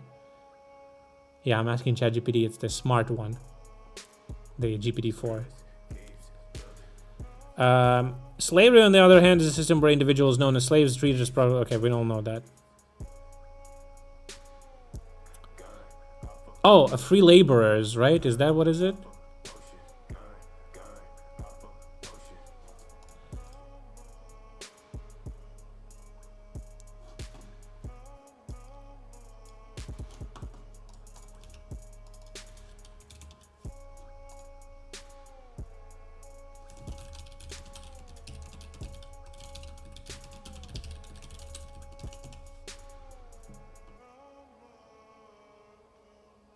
Okay, while it's true that slavery has existed in many cultures throughout history, it is also true that the majority of global workforce throughout history was not composed of slaves. Slavery as an institution was prevalent in certain societies and during specific historical periods. For instance, in ancient Rome, at the height of its power, slaves might have been made up as much as 40% of the population. In the American South before Civil War, about 1/3 of the population were enslaved people. But these specific examples do not reflect general condition of labor across all societies and historical periods. The majority of labor throughout history was taken in other forms: free laborers, peasants, serfs in feudal societies, tenant farmers, artisans, and, with the rise of industrialization, factory workers. These different forms of labor have evolved in response to changing economic, political, and technological conditions. The misunderstanding might come from the fact that most societies throughout history have had some form of societal stratification where certain classes or groups of people had significantly less freedom or fewer rights than others. These systems aren't the same as chattel slavery, where individuals are legally considered property, but they can be similarly oppressive and exploitative. So basically, if you're not being bought and sold like slave, then it's not slavery, pretty much. And I feel like it diminishes the word slavery when people start referring to any kind of structure that might seem unfair as slavery. I feel like it diminishes the word. Just because you hate your job, it's not slavery. Fucking quit that shit, you fucking dipshit. Feudalism was bussing.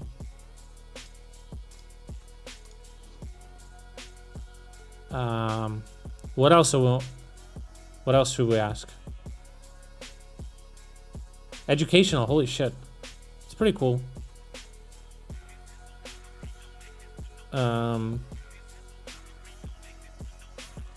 US has 350 years of existence. Yeah, look at them now, I guess. Yeah, and it was very specific at very specific points of history. So when people try to say that the whole history is like connected with slavery, it's not true.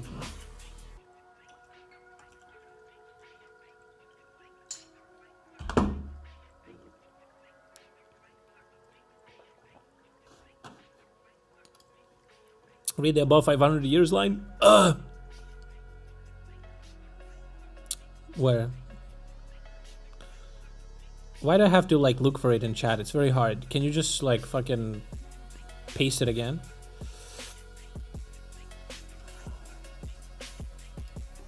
Ask how important slavery was for the Southern US economically. Slavery was indeed a significant part of the Southern United States economy prior to the Civil War. The South was primarily agrarian, and its economy heavily relied on the production of cash crops such as tobacco, cotton, and rice, which were labor-intensive. Enslaved people provided labor necessary to cultivate and harvest these crops.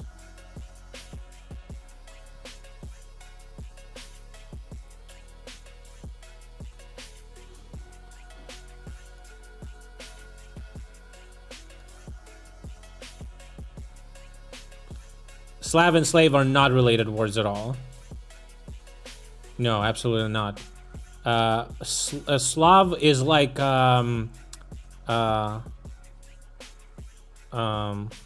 Slovenian, which is the name of the people in our general area.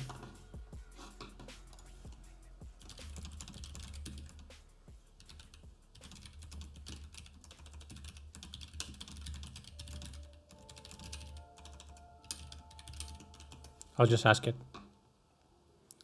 The term Slavs refers to an ethnic and linguistic group of people who lived primarily in Eastern Europe, the Balkans, and the parts of Central Europe. This includes nations such as Russia, Poland, Czech Republic, Slovakia, Slovenia, Croatia, Bosnia, Serbia, Bulgaria, Ukraine, and Belarus, among others. The exact origin of the term Slav is uncertain, matter of scholarly debate. The word Slav in many Slavic languages means a word or speech, and it has been proposed that the name could initially have been used by Slavic peoples to distinguish themselves from neighboring populations who spoke non-Slavic languages. Thus, the Slavs could have been originally denoted as the people who can understand each other by word or speech. There's another common hypothesis suggesting that the word Slav originates from the word Slovo, which means words. Oh, it means an Ukrainian word, yeah, Slovo. Implying people of the same word language. It's basically the same fucking theory. It's important to know that these theories are not universally accepted, and the true origin of the term Slav remains unclear. What if I ask it on in Ukrainian?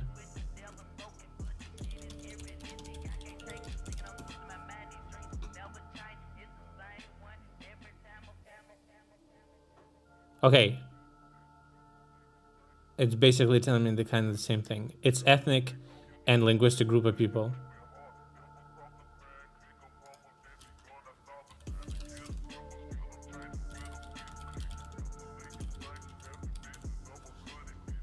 So it's basically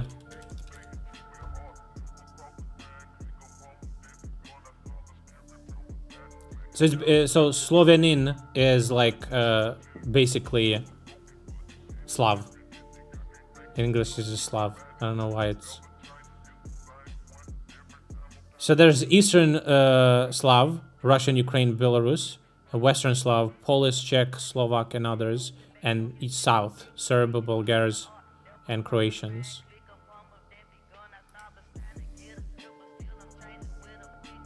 Okay, just that tells me the same thing.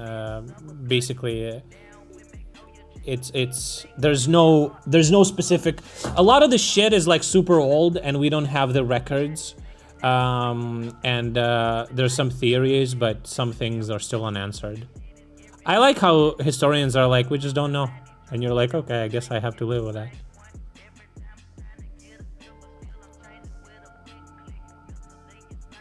Yeah, it tells me exactly the same thing, but in Ukrainian. I thought maybe it's gonna give me different information, but whatever. Man, it's pretty cool, huh? You just fucking ask it, and it just tells you. That's pretty fucking cool. Any more questions? Any more questions about history? History is kind of cool, actually.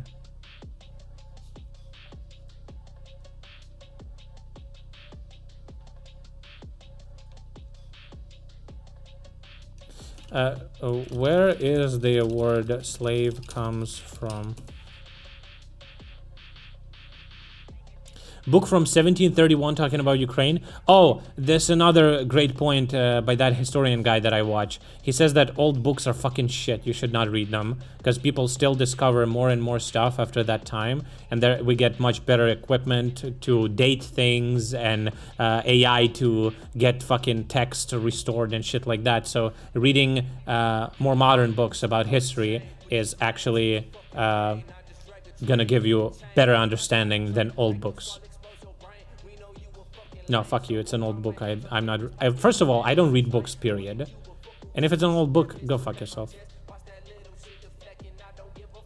The English word slave comes from the Old French sclave, which in turn derives from the medieval Latin sclavus. Sclavus means Slav because during... Oh shit! Schlem? Sclavus means Slav because during 9th to 19th centuries, many Slavs were captured and enslaved by invaders of their territories, particularly by the Ottoman Turks. So the word slave originated from the ethnonym of the Slavic people. But it's essential to know that slavery is an institution, blah, blah, blah. We're original slaves? Oh my god. I'm about to come in to America and be like, black people, you ain't got shit on me, dude. I am more oppressed than you ever were, okay?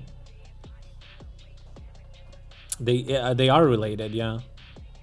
Holy shit, dude. Yo, where's my reparations, bro? I ain't got no generational wealth. Fucking Christ.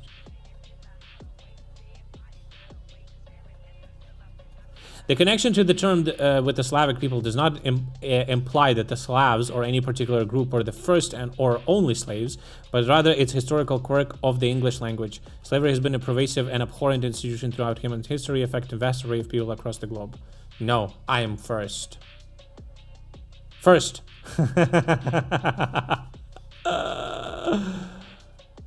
Do we have an N-word pass?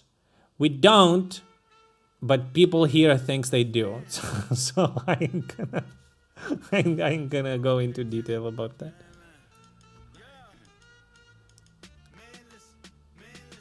Ask about the Bull of Phalaris. Isn't that fake?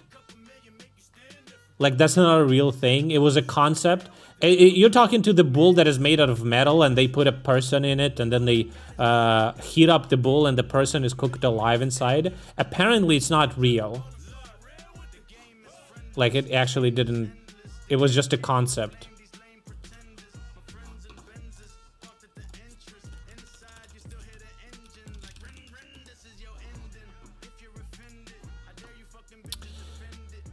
Brazen Bull or the Sicilian Bull is a legendary torture and execution device. Legendary. Holy shit. Motherfucker created a legendary device.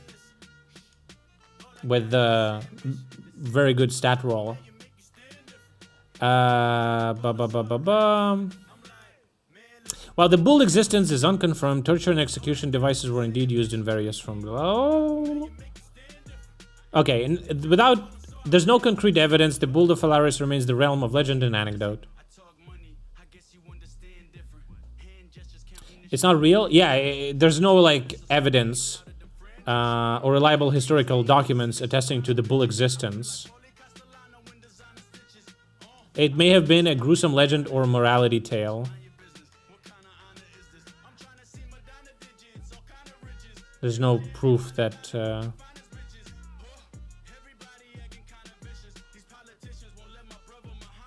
No reliable evidence of that, basically. Same, made up to scare people in museums? Oh shit, really? That's interesting. Yeah, like, the thing is, people just are not that crazy. They're like, okay, fucking just kill them, dude. You know?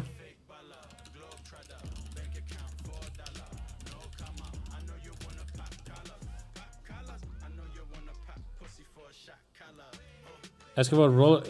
I don't know. Ask me, guys. Ask me honest questions, okay?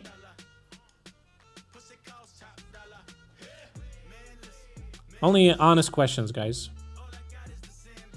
Okay, the Iron Maiden, despite its infamous reputation, there's significant debate among historians about its existence as a genuinely used torture device in the Middle Ages.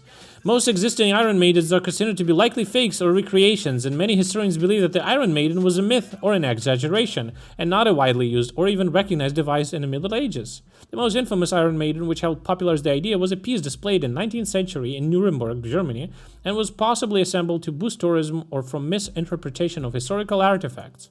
The Iron Maiden iconic design is thought by some historians to be influenced by earlier devices such as sarcophagus, but its common depiction as a medieval torture device is considered largely sensationalism and myth. Man, the more you know. Holy fucking shit, bruh. Are you getting fucking educated right the fuck now? An American guy speaks Ukrainian. I could make the same fucking video. I could just make a video talking in English. Then I come up to a fucking Ukrainian person. And I'm like, holy shit, I'm speaking Ukrainian. Are you impressed? Lies, lies, lies, lies.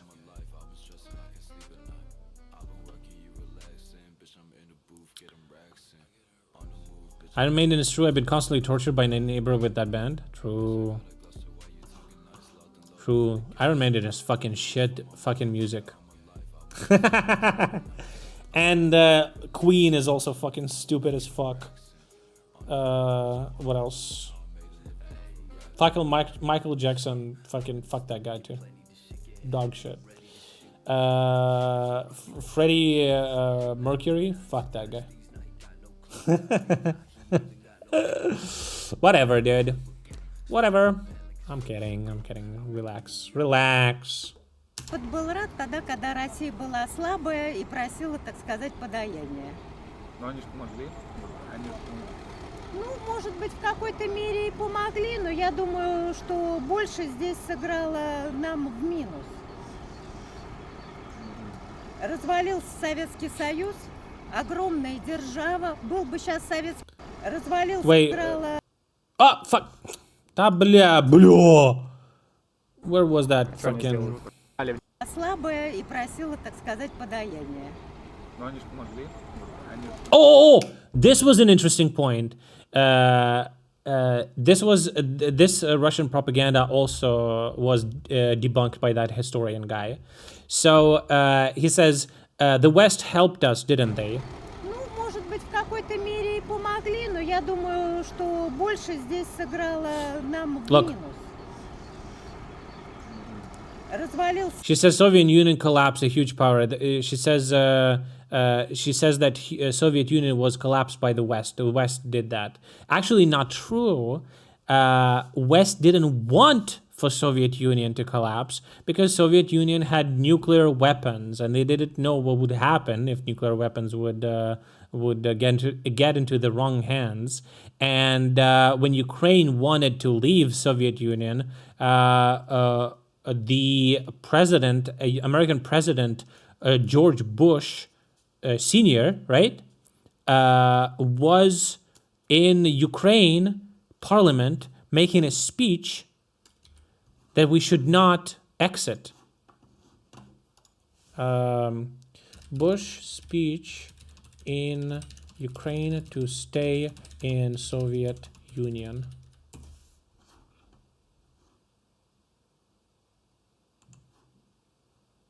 Is there a video?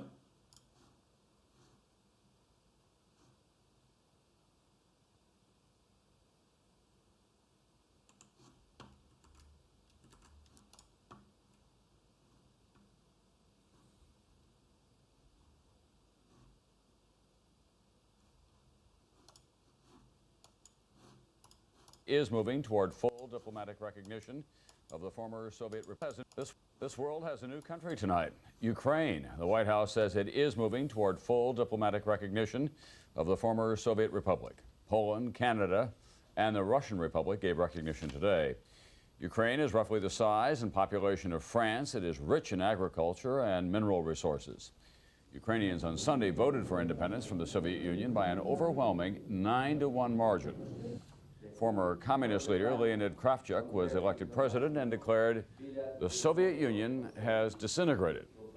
John Chancellor has been thinking about all of that. He shares his thoughts tonight in his commentary, John. Tom, when the story of the collapse of the USSR is written, it could begin with what happened in the White House last Wednesday. That's when President Bush said the United States might recognize the Ukraine if it voted to pull out of the Soviet Union. He gave that information to a group of Ukrainian Americans visiting the White House. No. It's not about Ukraine being independent. It's they didn't want Soviet Union collapse. As Russians fucking think that they did and actually did everything for that to happen. It's not true. What is noteworthy about this is how much it varies from the president's usual professionalism in foreign affairs. Mr. Bush is a whiz at diplomacy.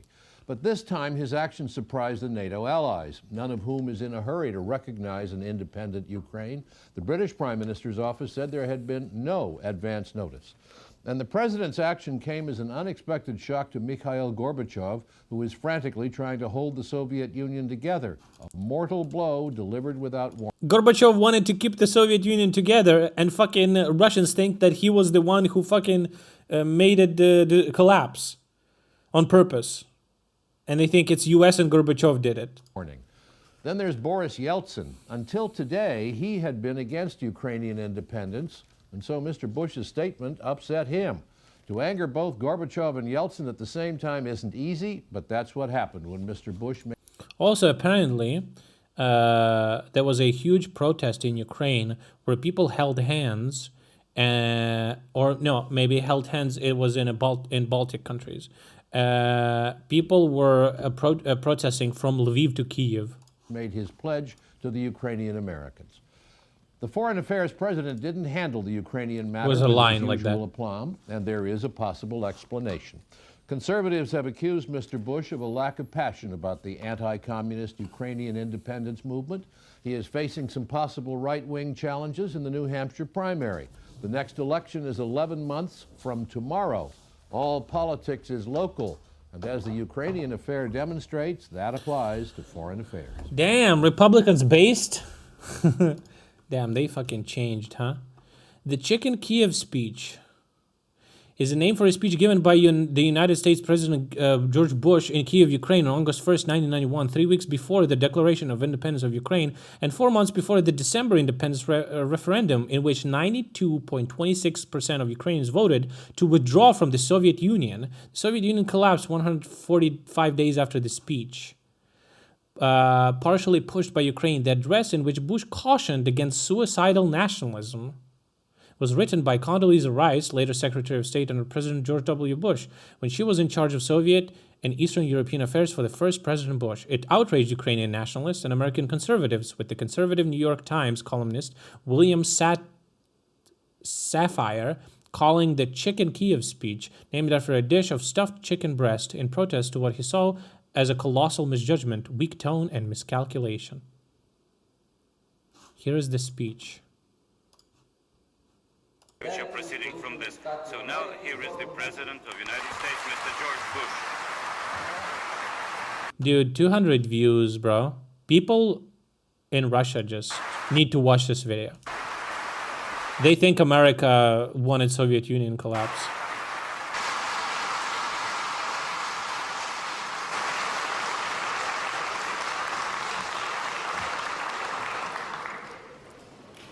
Well, first, thank all of you for that warm welcome.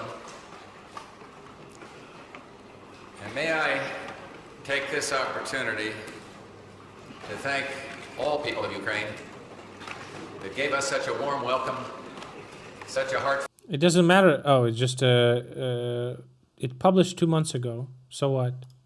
Greeting. Every American in that long buddy, YouTube did not exist in 1991. Did you know that? motorcade, and believe me, it was long, was moved and touched by the warmth of the welcome of the people of Ukraine. We'll never forget it. Chairman Kravchuk, thank you, sir. And to the deputies of the Supreme Soviet, may I salute you, members of the clergy that are here, members of the diplomatic corps, representatives of American... During this speech, Soviet Union existed. Pharmaceutical and healthcare corporations, who I understand are with us today, and distinguished guests all. Barbara and I are delighted to be here. Very, very happy. We have only one regret, and that is that I've got to get home on Thursday night. I can still make it. The reason is our Congress goes out tomorrow, finishes their session they're in now, and I felt it was important to be there on that last day of the final session. This beautiful city brings to mind the words of the poet Alexander Dovchenko.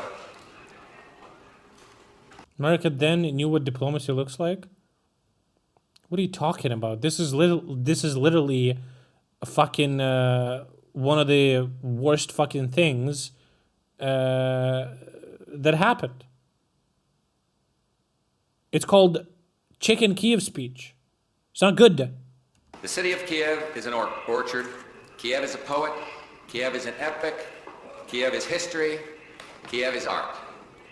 Centuries ago, your forebears named this country Ukraine, or frontier, because your steppes link Europe and Asia.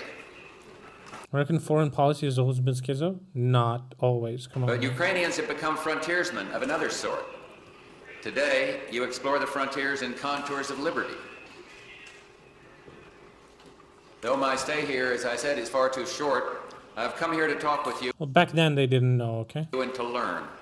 And for those who love freedom, every experiment in building an open society offers new lessons and insights. You face an especially daunting... No, this is basically a speech that we shouldn't be a separate country and we should keep the Soviet Union together and strong. ...task. For years, people... This is just a very big proof that America didn't want Soviet Union to collapse. That's what Russians are constantly saying. People in this nation felt powerless. Russians are constantly saying that America wanted to destroy Soviet Union, and they did. They did destroy Soviet Union. But this proves that it didn't want it. It didn't want that. You all fucking morons. Bush equals commie. This was intended to rail people up. No! Soviet Union had fucking nukes, and America didn't want nukes to get into the wrong hands. It was literally all about the nukes. Chill. Overshadowed by a vast government. Am I wrong? Who is escalating this war? Russia attacked Ukraine. Russia is aggressor. What the fuck are you talking about? You fucking subhuman fucking piece of shit. Russia is escalating this war, you fucking moron, inbred fucking loser. Government apparatus, cramped by forces that attempted to control every aspect of their lives. Yes, you are a subhuman piece of fucking dog shit. Lick my fucking creases of my fucking sweaty, hairy ass. And today, I also fucked your mom. your people probe the promise of freedom. In cities Go and fuck republics, yourself.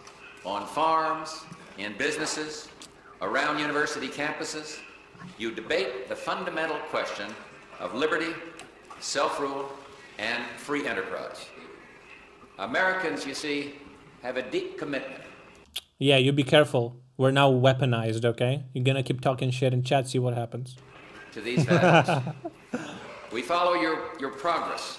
Don't be a moron, okay? Don't ask stupid questions. I'm Ukrainian. The fuck are you asking me? Who is the real aggressor in this? Are you seriously asking me that? Are you that brain dead?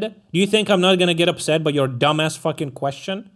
With a sense of fascination, excitement, and hope. And this alone is historic. In the past, I'm not mad. I don't give a fuck. You're some fucking random moron. I don't give a shit what happens to you, what you say. It's inconsequential, okay? I just want you to know that you're a fucking degen. Oh, you're saying we have Nazis in Ukraine? I see. You're one of those morons. our nations. How can you imply that I'm a Nazi when I don't know what fucking color you are? I don't give a shit, honestly. You're just a moron, okay? Engaged in duels of eloquent bluff and bravado. Nothing to do with your race. I don't see fucking pictures in my chat. And now the fireworks of superpower confrontation are giving way to the quieter and far more hopeful arts of... I am pretty fucking positive you're fucking pasty, white, bitch ass living in gated community thinking that communism is the greatest fucking thing ever.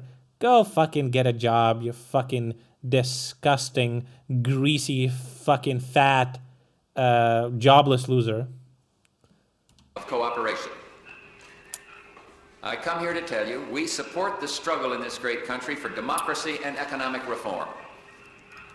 And I would like to talk to you today about how the United States views this complex and exciting period in your history, how we intend to relate to the Soviet Central Government and the Republican governments. In Moscow, I outlined our approach. We will support those in the center and the republics who pursue freedom, democracy, and economic liberty. We will determine our support not on the basis of personalities, but on the basis of principles. And we cannot tell you how to reform your society. We will not try to pick winners and losers in political competition between republics or between republics in the center. That is your business. It's not the business of the United States of America. Do not doubt our real commitment, however, to reform. Do not think we can presume to solve your problems. Bro, I can use whatever the fuck I want on my fucking stream, okay? If I want to call somebody some human, I will. If I want to call somebody fucking degenerate, stupid, fucking moron, little cuck bitch, I don't give a shit, okay? For you. There's no safe space here. Fuck you. Theodore Roosevelt, one of our great presidents. You're in the wrong stream, buddy, so you think I'm gonna police my fucking speech. Go fuck yourself. Is as offensive as to be insulted. No one of us cares permanently to have someone else conscientiously striving to do him good. What we want to work with, that someone else for the good of both of us. That's what our former president said. We will work for the good of both of us, which means that we will not meddle in your internal affairs. Some people have urged the United States to choose between supporting President Gorbachev and supporting independence-minded leaders throughout the USSR. I consider this a false choice. In fairness, President Gorbachev has achieved astonishing things, and his policies of glasnost and perestroika and democratization point toward the goals of freedom, democracy, and economic liberty. There it comes. We will maintain the strongest possible relationship with the Soviet government of President Gorbachev, but we also appreciate the new realities of life in the USSR. And therefore, as a federation ourselves, we want good relations, improved relations with the republics. So let me build upon my comments in Moscow by describing in more detail what Americans mean when we talk about freedom, democracy, and economic liberty. No terms have been abused more regularly nor more cynically than these. How can you get mad when I call a person who regurgitates Russian propaganda a subhuman? Is he not subhuman? A person who follows those views of a country that basically is fascist and doing fascist things? Throughout this century, despots have masqueraded as Democrats. Yeah, exactly. Jailers have posed as liberators. And we can restore faith in government only by restoring meaning to these concepts. I don't want to sound like I'm lecturing, but let's begin with the broad term freedom. When Americans talk of freedom, we refer to people's... Man, these are fucking boring as shit, but I want to get to the point where it's kind of clear that he's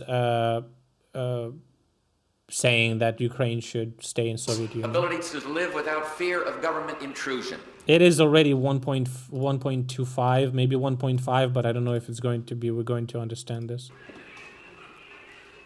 Without fear of harassment by their fellow citizens. Why mirror something bad? By your logic, we shouldn't kill Russians because killing is bad. The fuck are you talking about? The world is not a fucking Hollywood movie, okay? Without restricting others' freedom. We do not consider freedom a privilege to be doled out only to those who hold proper political Oh no. views or belong to certain groups. We consider it an inalienable individual right bestowed upon all men and women. Subhuman is kind of cringe term. Jesus fucking Christ. Why? They are subhuman. We call them orcs. We don't even call them people. Lord Acton once observed, the most certain test by which we judge whether... This is just outlines and underlines how degenerate they are and what they do in my country. a country is really free... Yeah. ...is the amount of security... I never filtered my by speech. The fuck are you on about? Freedom requires tolerance, a concept embedded in openness and in glasnost, and in our First Amendment protections for the freedoms of speech, association, and religion, all religions. Tolerance nourishes hope. A priest wrote of glasnost. Today, more than ever, the words of Paul the Apostle, spoken 2,000 years ago, ring out. They counted us among the dead, but look, we are alive. In Ukraine, in Russia, in Armenia, and the Baltics, the spirit of liberty thrives. But freedom cannot survive if we let despots flourish or permit seemingly minor restrictions to multiply until they form chains, until they form Don't forget torture, children kidnapping. Later today, I'll visit the City monument of destruction. Abiyar, a somber reminder, a solemn reminder of what happens when people fail to hold back the horrible tide of intolerance and tyranny. And yet freedom is not the same as independence. Americans will not support those who seek independence in order to replace a far-off tyranny with a local despotism. They will not aid those who promote a suicidal nationalism based upon ethnic hatred. We will support those who want to build democracy. And by democracy, we mean a system of government in which people may vie openly for the hearts and, yes, the votes. If I understand correctly, he's saying that perestroika is happening, that USSR wants to democratize, and that the US would support democratic movements, basically. Of the public. While he's trying very carefully not to insult Ukrainians that want independence. We mean a system of government that derives its just power from the consent of the governed, that retains its legitimacy by controlling its appetite for power. For years you had elections with ballots, but you did not enjoy democracy. And now, democracy has begun to set firm roots in Soviet soil. The key to its success lies in understanding government's proper role. Damn, this is fucking... And its that's limits. so boring. I think we got the idea, okay? I can't fucking... That's fucking boring. No fucking wonder they were fucking clapping to Zelensky. Because that motherfucker knows how to give a good speech, dude. Fucking 5 minutes tops, dude, okay? Nobody's gonna listen to anything longer than that. All right. Let's... if you think that has anything to do with it, you simply don't understand either history or rhetoric.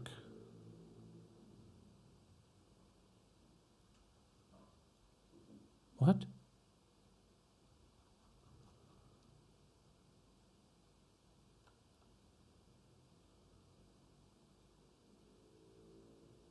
Oh.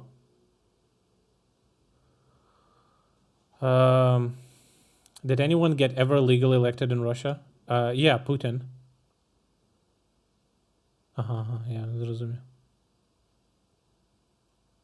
Yeah, Putin got legally elected. And then he was like, I'll stay. All right. Okay. A city of Shebekino in Belgorod region, remember the name, was subjected to a massive attack. 4 people were injured. According to Governor Gladkov, today they will begin to evacuate children from Shebekinsky and Gaivoronsky district. The Kuban is also restless. The Afipsky oil refinery in the Krasnodar territory was attacked by drones. A fire broke out at the factory after the attack.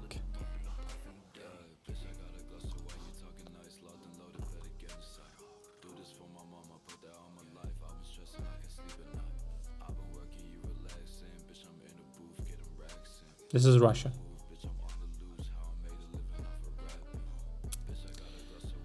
As the war goes on, right? The war is going to shift towards Russian soil, right?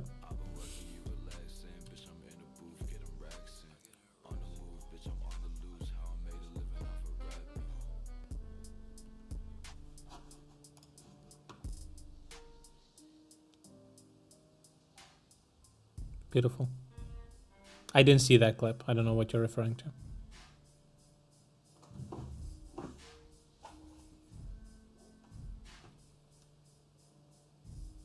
Here's what Putin did, okay? He got elected in 1999. This wouldn't surprise me at all. There was a lot of the terroristic bombings of civilians during his election campaign. And a lot of people say that he used that as a running talking point and won the election because of it. And a lot of people say that he did create those terroristic campaigns himself. But that's another topic. And he won the presidential election. He was the president for 8 years. Then he gave the presidency to Medvedev, his second in command at that time. And Medvedev was president for 1 cycle. While he was president, he introduced a law that would make the president to go for longer than 2 terms, and that the same president could be re-elected, basically, infinite number of times. And then Putin got elected, and then Putin.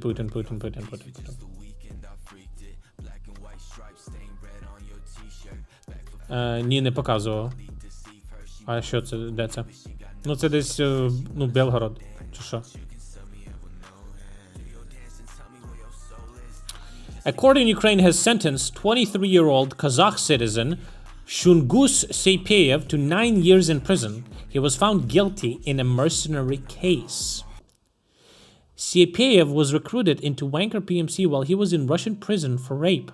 The court conducted that the Kazakhstani went to fight in order not to serve a time in Russian colony, which he had to sit for 8 years. 8 years of Russian colony, instead he gets 9 years in Ukrainian prison. That's a win for him. Should have gotten more.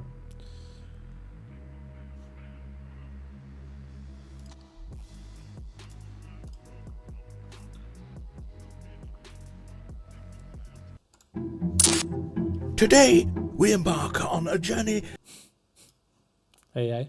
from the natural wilderness to a realm crafted by human ingenuity. Our protagonist for the day?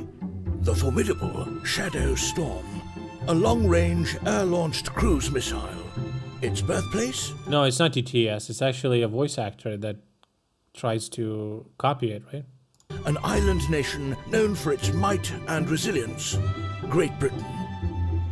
From its metallic womb, our mechanical bird of prey takes flight. Thrust into the boundless azure, embarking on a voyage that spans 300 kilometers. These lands teem with life of a different kind. Ancient T-62 tanks grumbling across the earth. Russian forces hidden in the shrubbery. But our airborne hunter knows just where to cast its gaze. And there, it seems, lies its quarry. A munitions storehouse now finds itself in the deadly embrace of the Shadow Storm's targeting system. The Shadow Storm swoops. Much like a falcon diving for its meal, it strikes with lethal accuracy. The earthquakes are a deafening tribute to the Shadow Storm's relentless pursuit. The depot, once a sanctuary concealed in shadows, is now a smoldering testament to the might of this mechanical predator.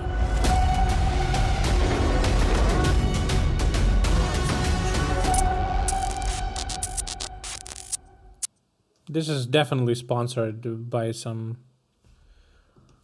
Ukrainian government sponsorship. Saint Javelin.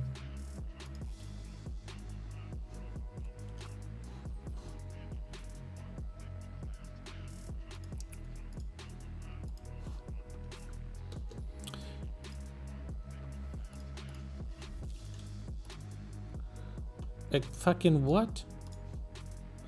The satellite jamming introduced in response to airstrikes in Ukraine was disrupted mobile phone and car navigators, taxi ordering systems, food delivery, on digital systems, real-time positioning.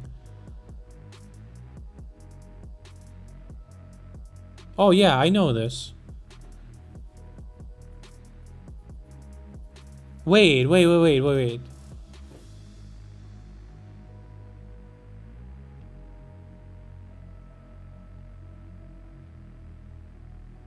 Wait, in Russia? There was a weird thing happening.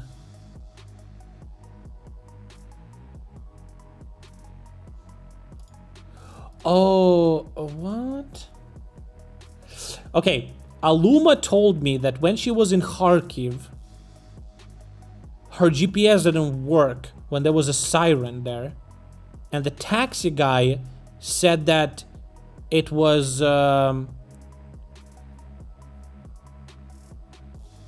because of the siren. And I thought, okay, so maybe they turn off maybe they have an integration with Google Maps or something. And Google Maps stop working when there's a siren to not allow like people correct the GPS for missiles. But so are you saying that is Moscow jamming GPS signal?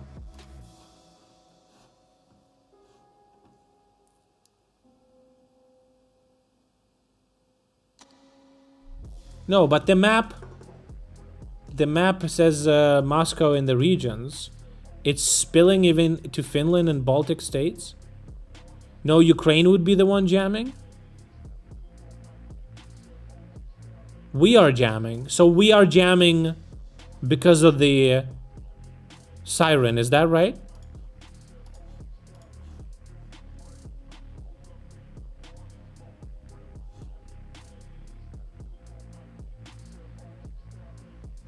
So we jam. Okay, so we jam during sirens. Oh, I see. Did you have an article that talks about it?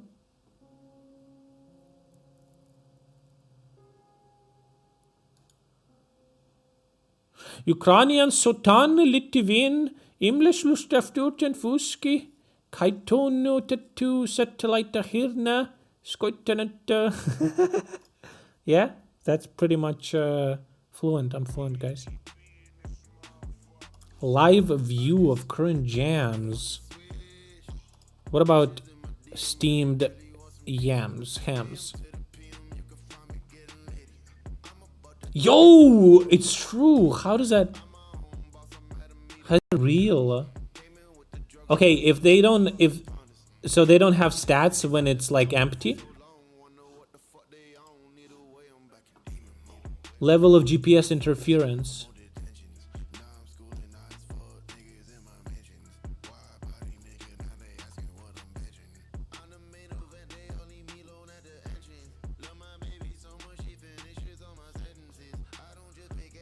Oh, we don't give data for that, right? Because airlines are blocked over our country. That's how they do the jam. Shut the fuck up. I literally see it says strawberry jam. Shut the fuck up. I never noticed it actually.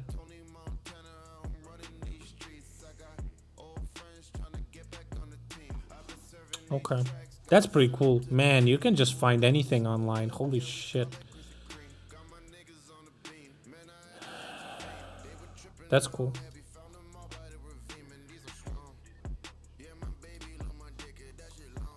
If you suddenly miss entertaining content from Kadyrov legendary TikTok troops, then we have good news for you. Don Don announced the offensive of the Kadyrovites in the Donetsk region. What does it mean? This means that funny videos with pretentious Akhmatovites and special forces from Bollywood are back.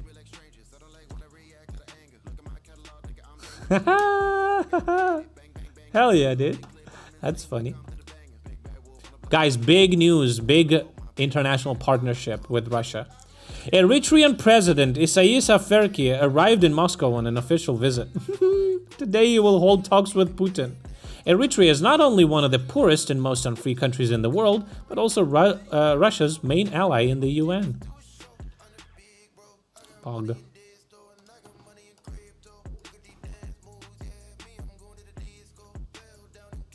Dylan and the Ukrainian chick are going to debate pro-Russian people. The Anna, or what's her name? What is this? I really wish more people use radar coverage tool courtesy of Cambridge Pixel. Got a feeling people think air defense and radar coverage is a perfect circle, which simply is not true. Here's an example of real-world coverage of a panzer guarding Moscow. Ah. Well, right. It makes sense because of the terrain, right?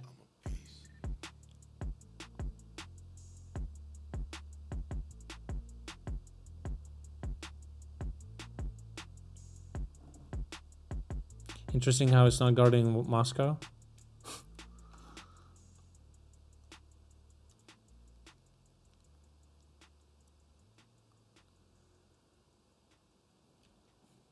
That's pretty cool.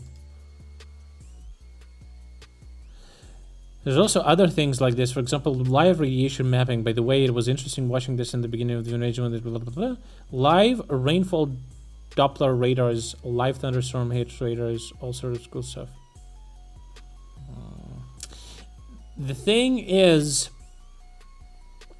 there's a lot of different factors, right? However, we possess some of the information about the technical capabilities of these systems because we captured them. However, Russians do update this shit, and I've heard that it's like a catch and mouse game where they try to upgrade their shit, and we try to upgrade our shit to go undetected. Він проїхати з танком по Червоній площі, Would you like? He says, да. would you like to drive a tank on the Red Square? Probably, yeah. По-честному. Да. Being honestly, Да. yeah. Being honest, yeah. Да. With the Ukrainian colors, yeah, of course. И по Арбату тоже.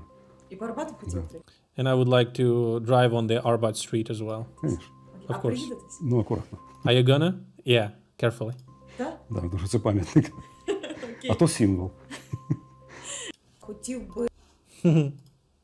You think he's joking? Haha, that's cute.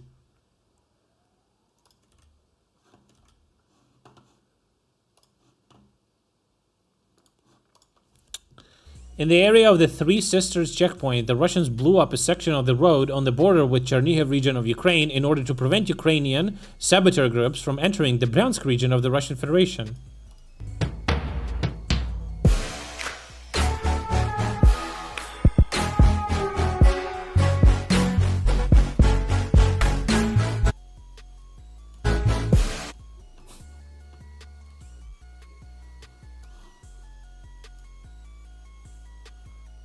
Can I get a screenshot of this, please? A dude! A screenshot! Hello? Okay. There we go.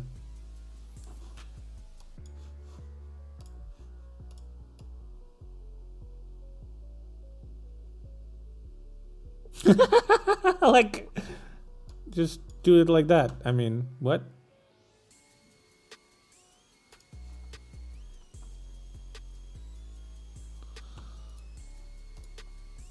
U.S. Secretary of State Anthony Blinken, and you die, said Washington expects Sweden to join NATO in the coming weeks. We have no doubt that this can happen, and it must happen, and we expect this to happen. Pretty informative. Blinken said during a visit to Sweden, U.S. President Joe Biden congratulated Erdogan on his re-election and offered him to unblock Sweden entry into NATO in exchange for the supply of F-16 fighter jets.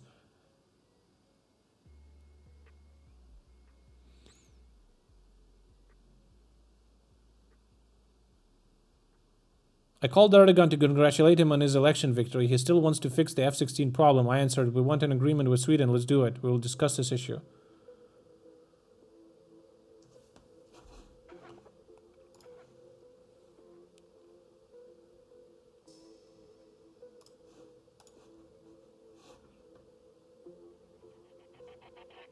Who are these no-names?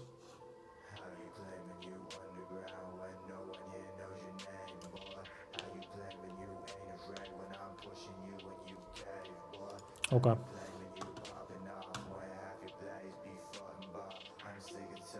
Shell companies bought tankers to transport Russian oil despite the sanctions.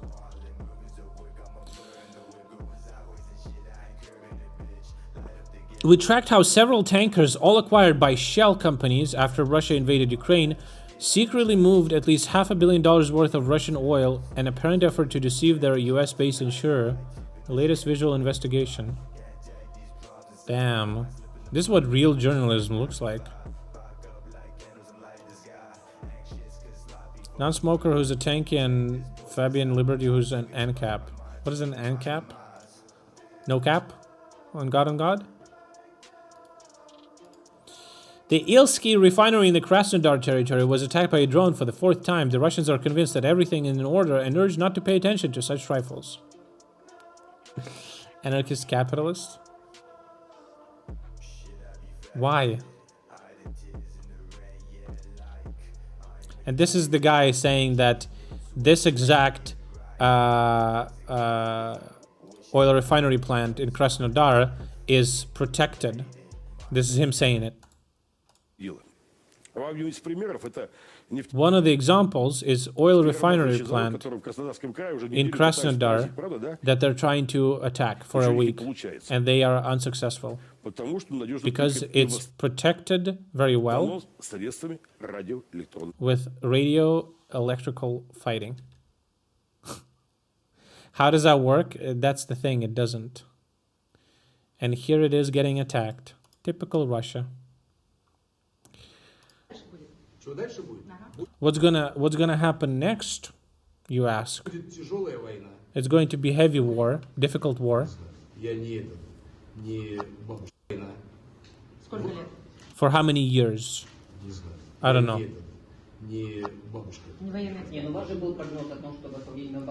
I don't know.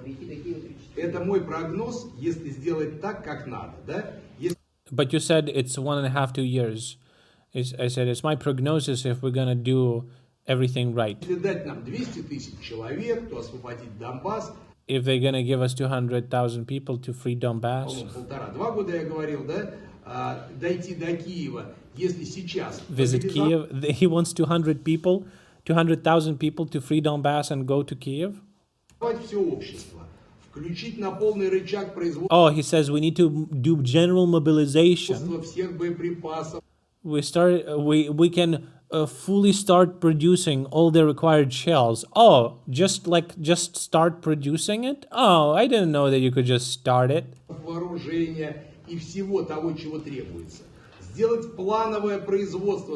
Okay, he basically says if we had infinite amount of people and infinite amount of weapons, then we would win this war. Okay, makes sense. Good one.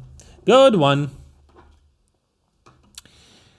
Volodymyr Zelensky says that Ukraine won't even think about negotiations with Russia until from all the territory of our country, the occupation forces are not going to be fucking removed. Okay? Removed. Ми не готові навіть думати. We're not even ready to think about this until he removes troops from Ukraine. First, they need to remove their troops. Then we're going to think about the format. How are we going to talk with them next? In what format? With who has to be a witness? We have zero trust. So, first thing first, leave Ukraine now, and then we'll talk about diplomacy. Based? True.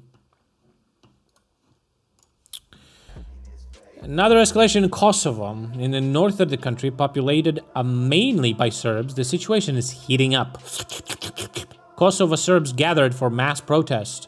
Recall that Serbia has deployed its armed forces on the administrative border with Kosovo. The country defense ministry said they would not allow the killing of Kosovo Serbs.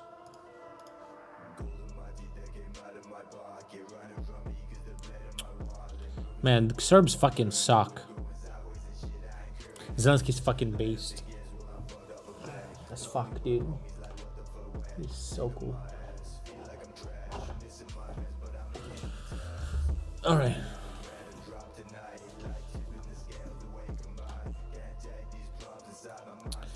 North Korea had a failed launch of this spy satellite. Lol. Dude, this guy sounds like some John Wick plotline, dude. The details of the escape of the son of the former Krasnoyarsk governor Artyom Us from house arrest in Italy have become known. Americans demanded his extradition and insisted that Us be placed in custody as they often escape from house arrest. However, the Italian court did not change its decision, assuring the reliability of electronic bracelet. Cringe. Artyom Us was helped to escape by Serbian mafia. He fled through Slovenia to Serbia, changing several cars, after which he flew unhindered to Russia. Fucking Serbs. The Italian authorities believe that Russian agents did not take a direct part in his escape due to the high risk of detection. Good one, Italy.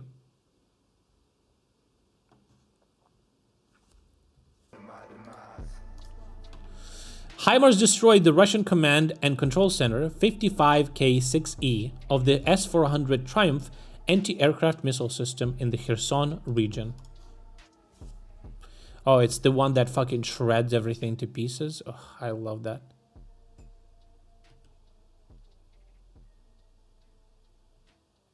Remember a video where some Russians were saying that they launch HIMARS missiles filled with glass balls that shred everything? Glass.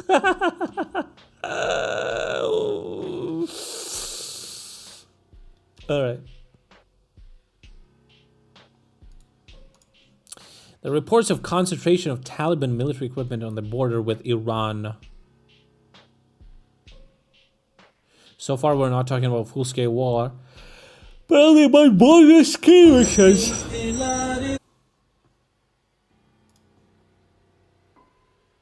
Damn, let's go, dude.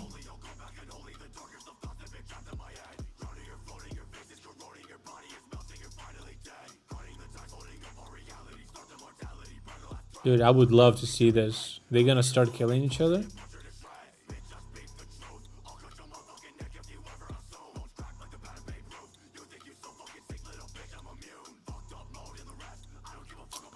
Let's go, bro.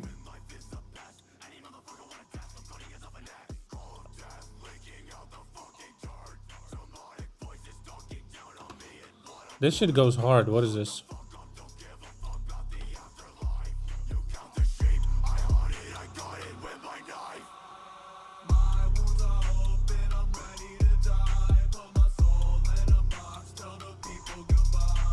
Who's killing who? Taliban wanna kill Iran, I'm sorry.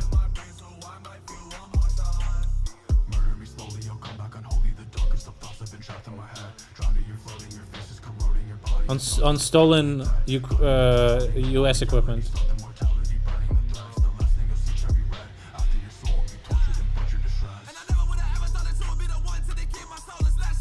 Based, of course based. No need to guess. Based as fuck.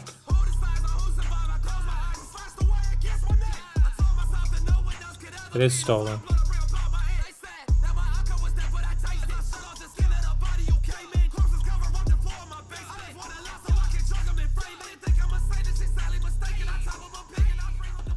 All right. The Crew Dragon spacecraft returned safely to Earth, splashed down in the Atlantic after a 9-day commercial flight to the ISS. The flight was the second in the Axiom space tourism program. The cost of the journey for each member of the mission was $55 million.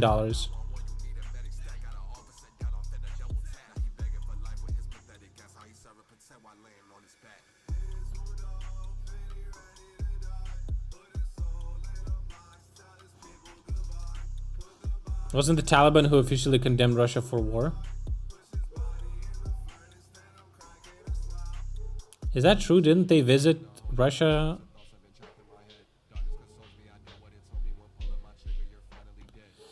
Not sure if another Taliban state would be better than the regime that exists there. I don't give a fuck. I don't think about that. I want them to fucking kill each other, dude. Fucking both terrorists. The world is gonna be better without them. Putin will not come to India for the SCO summit. Oh no, what happened? What happened? But will participate in the conference via video link. Fuck you. This was such a bizarre video. So, the psychological confrontation on the Belarusian-Ukrainian border continues. This time, the Lukashists have suddenly become kinder and offered to taste the borscht. For starters, you would remember your language. It's whatever, it's...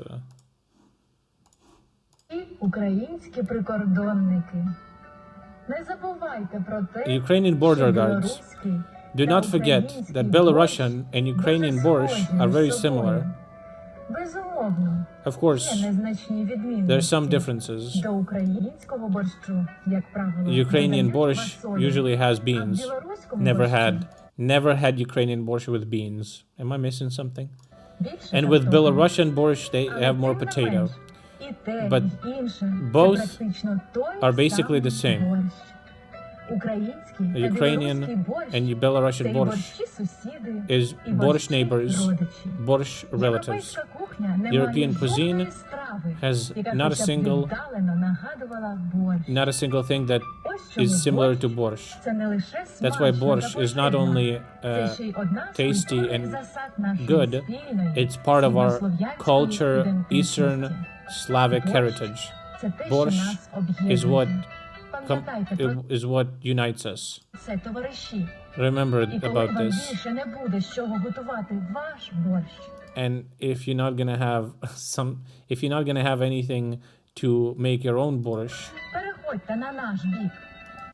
go to our side Спробуйте наш, білоруський. and there's mines. Go to our side and try our Belarusian borscht. Не пошкодуєте. You won't regret it.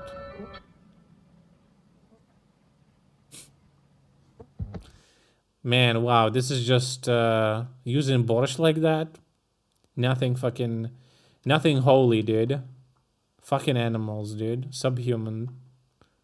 Using borscht in their fucking mind games, dude.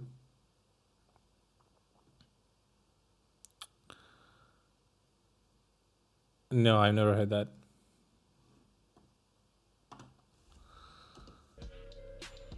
All right. An interesting question was asked to Peskov.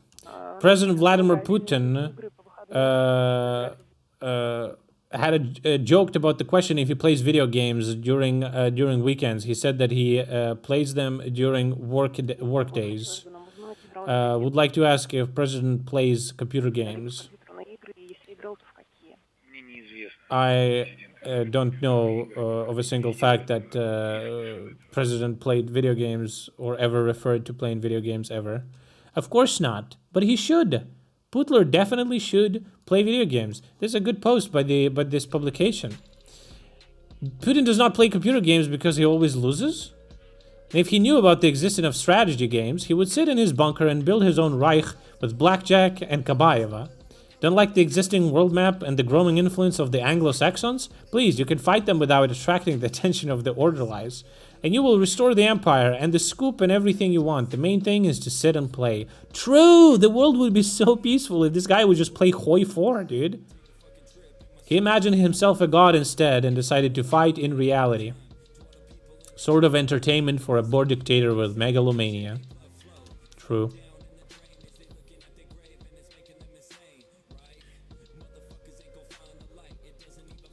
So what's happening in Latvia? Current Foreign Minister Edgar Reinkevics is elected as the country's president. What's happening there?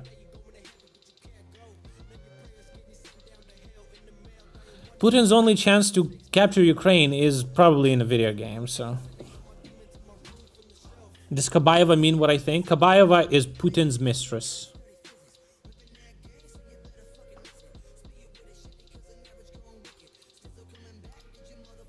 Berlin is revoking permits for the operation of 4 of the 5 Russian consulates in Germany. 1 consulate left? Nice. The first LGBTQ president in the world. He gay?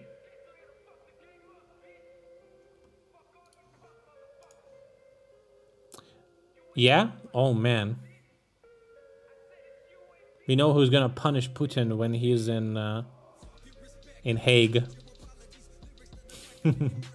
Moldova plans to join EU by 2030, says Maya Sandu. Maya Sandu also noted that in order to carry out the necessary reforms, she needs to be re-elected for another presidential term. How convenient. Okay, we'll see. This is fucking interesting. How yesterday the residents of Rublyovka reacted to the attack of drones. A businessman, Viktor Bondarenko, by the way, Ukrainian last name, interesting, was glad that he took the children to Milan in time, and Putin ballerina Volodchkova thought her own through her own stupidity revealed the location of the military facility. Ой, люди добрые, знаете, 2 часа Репина, это воинская, ужасных взрывов. У нас рядом просто Никола Репина, это воинская часть. She basically says there was explosions a couple of hours ago, and near me in this specific location, she named the location, there's a military base. And this is the map. And they used Volodchkova ballerine to measure the distance. Nice Photoshop.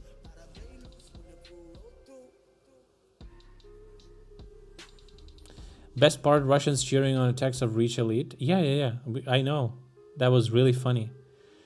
And it was funny when people in chat were saying that Russians did a false flag operation to unite the country, and then we literally see how they're fucking eating themselves.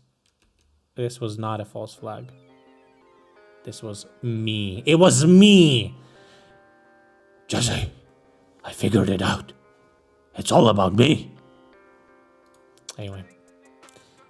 The Bell 427 helicopter, previously owned by the fugitive oligarch Medvedchuk, was handed over to the main intelligence directorate of the Ukrainian Defense Ministry.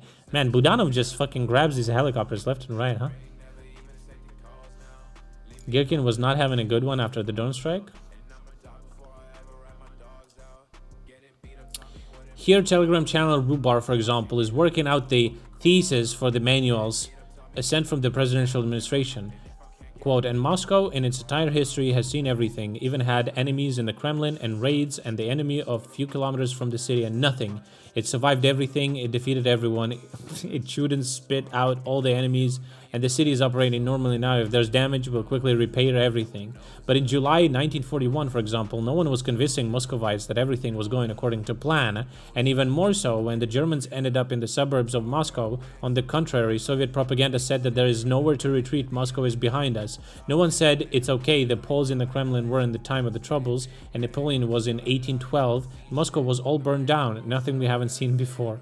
The power of the psychological impact of the Ukrainian raids on Moscow is not in the amount of destruction, but precisely in the fact that the country's leadership promised not a war, but a special military operation. Special military operation, as it seems to me, and I believe to many others, does not involve strikes against strategic aviation bases in Engels or Moscow, where since he's just pushing for, like, calling the war a war and starting it for real. Girkin still copes that they are capable of doing anything. Yes, it is Convolk. And even now the leadership continues to talk about some of their mysterious plans according to which the special military operation is going, and it turns out that the words of the leadership and their silence do not correspond with reality in any way. That's a psychological blow. In the absence of an honest conversation with a society, it is vaguely reminded as a consolidation of the capture of Moscow by Napoleon. It's okay, it's according to plan. What is the real plan? What else besides Ukraine occupying the Kremlin can this plan imply? Bro, just go fuck yourself, okay? Just... you gotta lose anyway. Bro, remember a video we watched recently? Where a guy in a little fucking thing, in like a little thing was carried to the hospital in some fucking Russian village? This is him, he died. A pensioner who was taken in a construction wheelbarrow to an ambulance in Shuvashia has died. Uh-oh. Fucking degen country. The leaders of two superpowers are discussing how they will deal with dictators from Washington. Russia and Eritrea, brothers forever. Esteemed Mr. President, colleagues. Bro, can you just... yeah, that was obviously a joke. Isn't it just funny? Eritrea. He's having an Eritrean president. This is fucking hilarious. It's fucking hilarious. The level that they're talking on right now. Russia tries so hard to show at least somebody visiting their shit country. Приветствовать вас в России. Работает? Перевод есть? Fucking pathetic. Это ваш первый официальный визит. This is your first official visit в нашу страну. To our country. Уважаемый господин президент, на днях я отмечал... Bro, GDP lower than a fucking Starbucks budget of a white basic bitch. 30-летие своей независимости. И это совпадает с... Anyway, fucking funny, dude.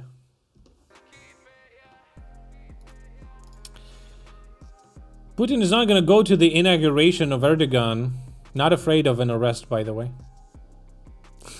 Guys, nanotechnologies from Russia. Вот. Here фронтовой телефон. Is a frontline phone.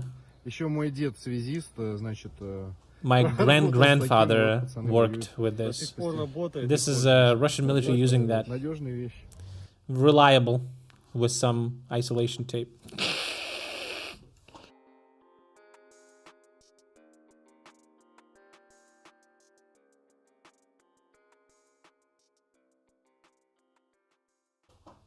According to Russian propagandists, the general Ukrainian reconnaissance base is underwater.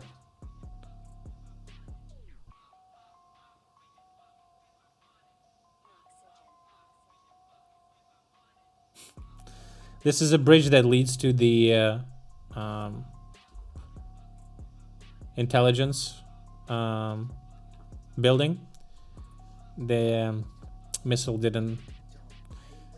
Because Russians said that they struck the main intelligence directorate building. No, it didn't hit the bridge, it just hit the water. It just hit the water over here. Bridge is fine.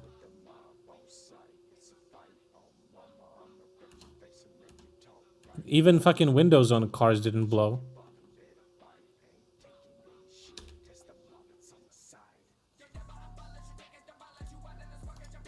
Ukraine received another 1.25 billion grant from the United States. The funds are planned to be spent on salaries and social assistance.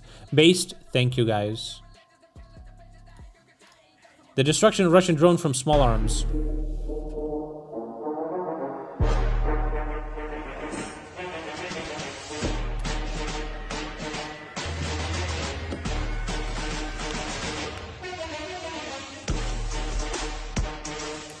Is that small? Really?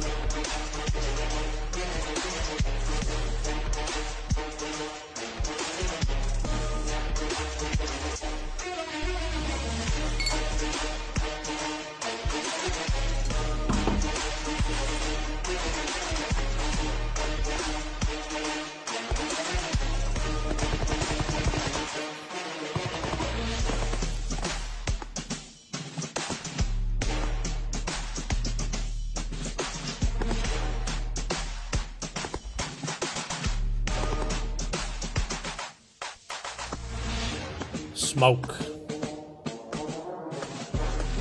Guys, use the links to support the stream. By the way. There they are.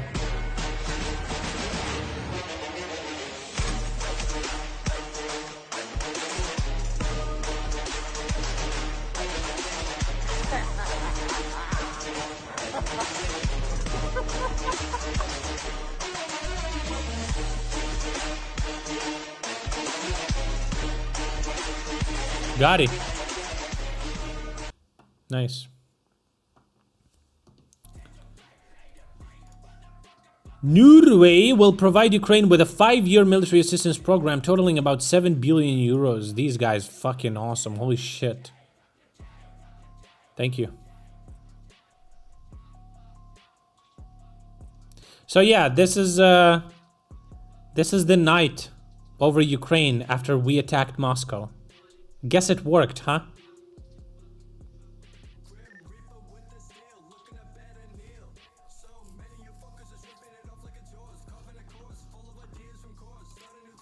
Oh yeah, I know that Dia is cool and we're exporting technology now. Yeah, I know.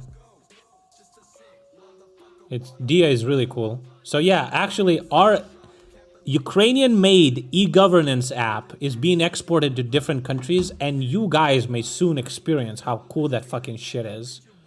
It's really cool. A video of a missile in Kiev dropping, or getting destroyed overhead and dropping. That's crazy, dude.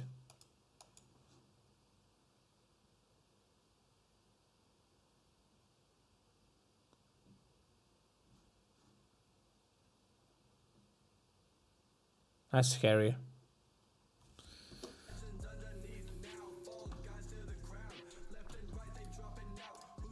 White House says Ukraine is going to go on the offensive in the summer. The United States has been in contact since the beginning of planning, preparing new arms deliveries. As Zelensky said earlier, everything is ready for the counteroffensive. Orders have been issued. Bro, we have to start soon. United States provides Ukraine with new $300 million military aid package. It includes Manpad Stinger, average Avenger air defense systems, ammunition for Patriot air defense systems, MLRS HIMARS. HIMARS missiles.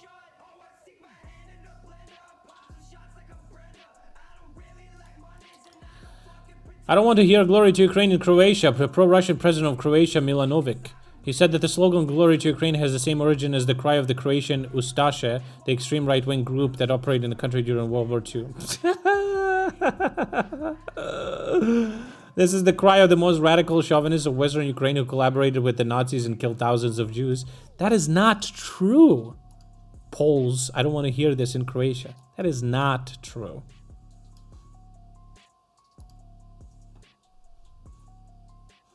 Literally not true. Regurgitation of Russian propaganda, good one. Looks like a fucking loser too. My source is that I made it the fuck up. Okay, here's the thing. Part of the UAVs that flew to the Moscow region are similar to the prototype of the new Ukrainian kamikaze drone Beaver. This means that while Russia remains dependent on Iranian Shahed strike drones, Ukraine has built up its own resource to attack any enemy target within a radius of 700 kilometers. This is the comparison. Very unique type of drone. It actually goes towards left. You may look from the picture that it's going the other way around, but I think that maybe was intended.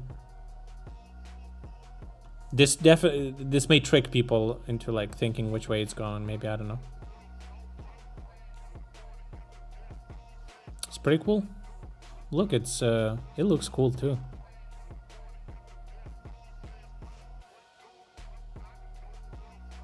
Let's go, dude.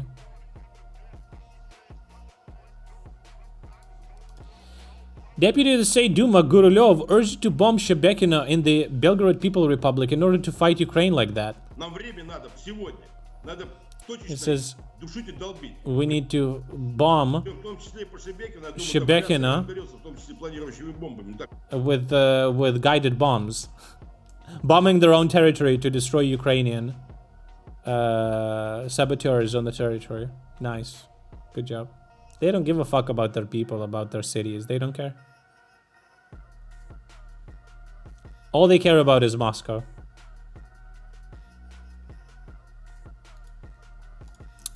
About Moscow, at the time of the drone attack on the Moscow region, Putin was in Novogarevo residence and almost got hit, says the Moscow Times.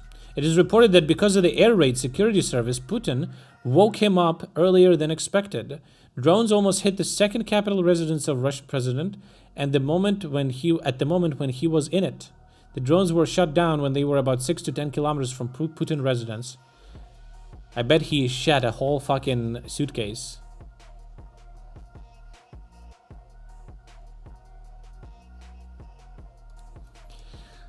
Tomorrow, the Russian Volunteer Corps will attack Russian Federation. The soldiers published a video report on their operation in the Belgorod People Republic. In a day, we managed to take full control of an area larger than the entire Bakhmut.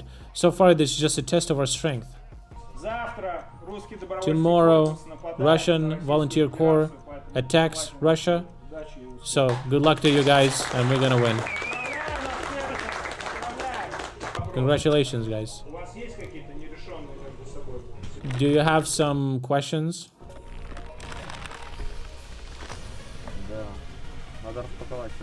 Alright, we need to unpack.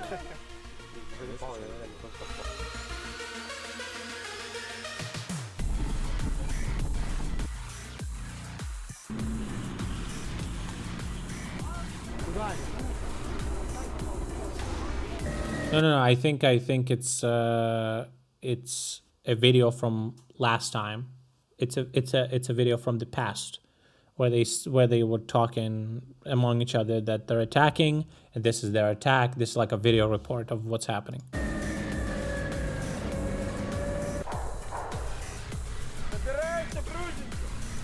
This is what happened basically.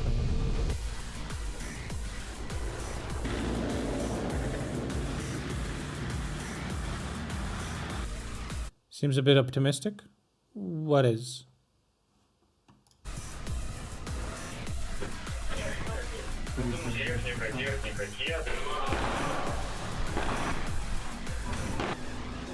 БТР-82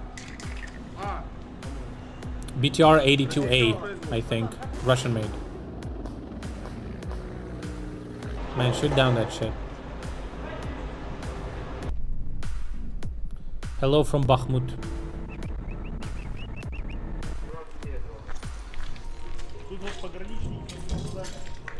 This was the border control.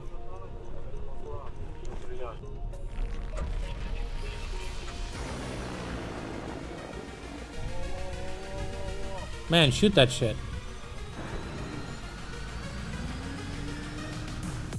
Ебать, вот это прилетело.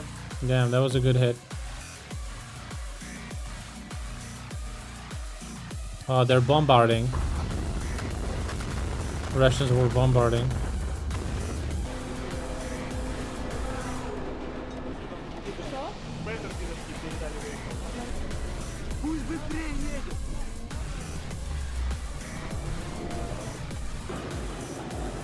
Yeah, I saw Dylan's gonna debate somebody, right? Okay.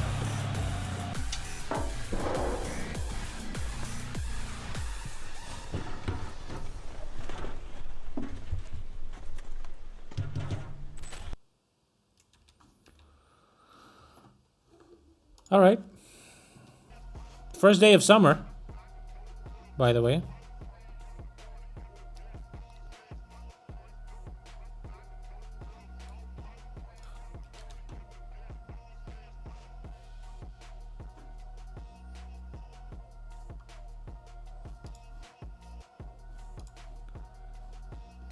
When's the counteroffensive?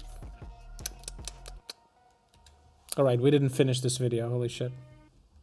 Советский Союз, огромная держава. Был бы сейчас Советский Союз, ничего подобного не было бы.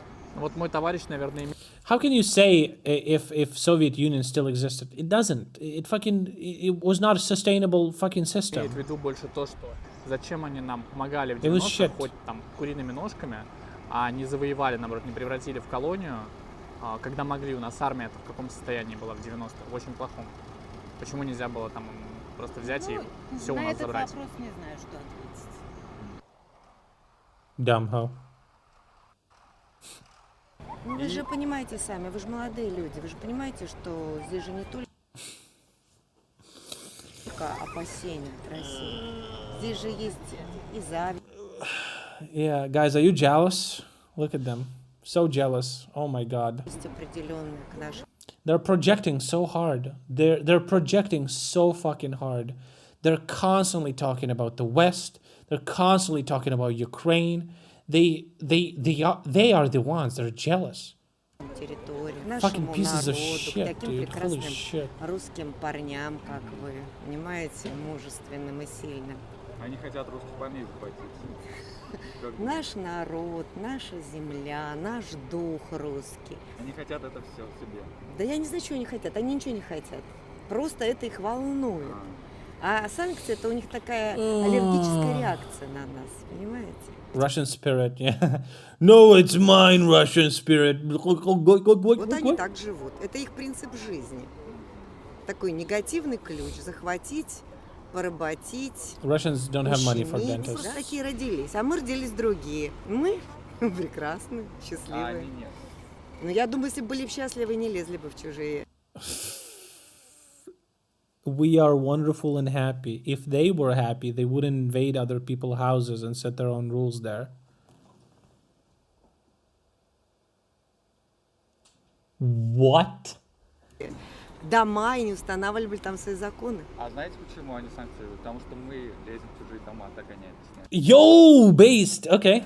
How's she gonna parry that? Ну, пусть они объясняют, что хотят. Oh, okay, she doesn't. Там же тоже есть люди, у меня много друзей, которые реально там живут. Как-то их перевоспитать, может быть. А да вы что, смеетесь, что ли? Нет, зачем? Никому перевоспитывать не нужно, каждый реализует свое предназначение. Наше Absolute dumb cunt. предназначение — жить, творить, любить. One might even say a subhuman piece of shit. Всех и даже их. И, наверное, в какой-то мере, может быть, их... Ну, пусть приезжают, общаются с нами.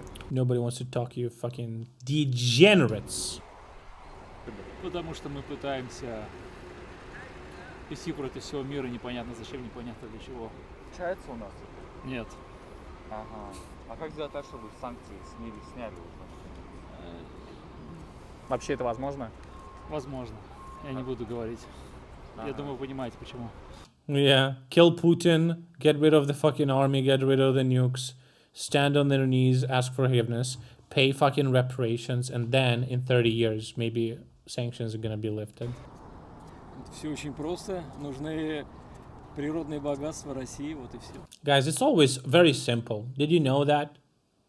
International politics is extremely simple. It's like in 1500s. Все очень. Or what was it, 1700s with fucking Indian... What was that fucking company that was just stealing territory shit fucking all around the world? Yeah, it's just that. Просто. Прогнуть нас хотят и забрать все. Однозначно. It's prison rules, guys. Вы как думаете, можно ли как-то решить этот вопрос? И каким способом? East Indian Trading Company, yeah. Funnily enough, did they do a lot of trading? They were doing a lot of taking, it seems like. Можно. На данный момент все исторические земли Новороссии отходят к России. Novorossiya is not...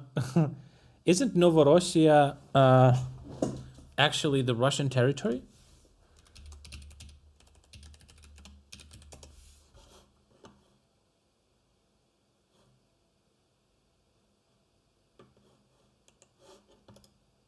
Oh, this is not a real thing. Novorossiya, literally New Russia, is a historical name used during era of the Russian Empire for an administrative area that would later become southern mainland of Ukraine, the region immediately north of the Black Sea and Crimea. The province falls largely with a slightly wider area known in Ukrainian as the Stepovina. The name Novorossiya entered official use in 1764 after the Russian Empire conquered the Crimean Khanate and annexed its territories. When Novorossiya province was founded, official usage of the name ceased after 1917 when the entire area was incorporated in the Ukrainian People's Republic. Khanate. Whatever. Kahanat? Is that the word? The region remained part of the Russian Empire until the collapse. Bro, you had it, then you didn't have it. And then everyone agreed not to encroach on borders. Fucking sucks to be you. It's ours now. Fuck you. Go fuck yourself. Yeah. That's not how it works.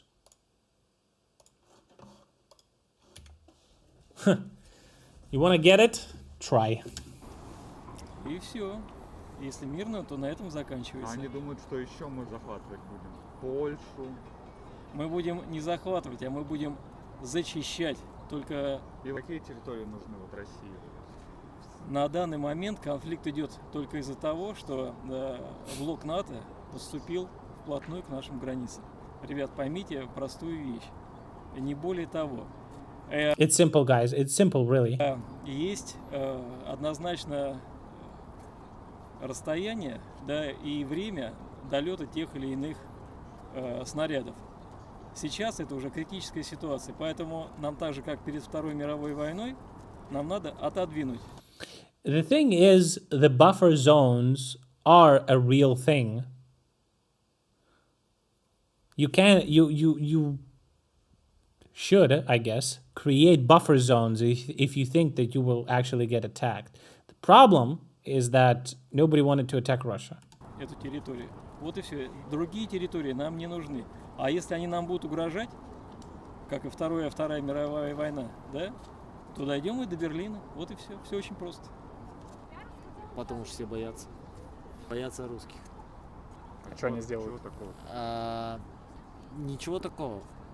Их просто... True-based! Let's go! Ну, как это очень любят говорить сейчас коллективный Запад. Смотрите, я был в Канаде, я был в Израиле. Based! Oh my god! Отношение к русским это сорт Б. Fucking based! True and based. В любой стране. Просто потому что это издревле веков, если вы почитаете. Damn. I guess history is on the right side of history. историю, это всегда было так.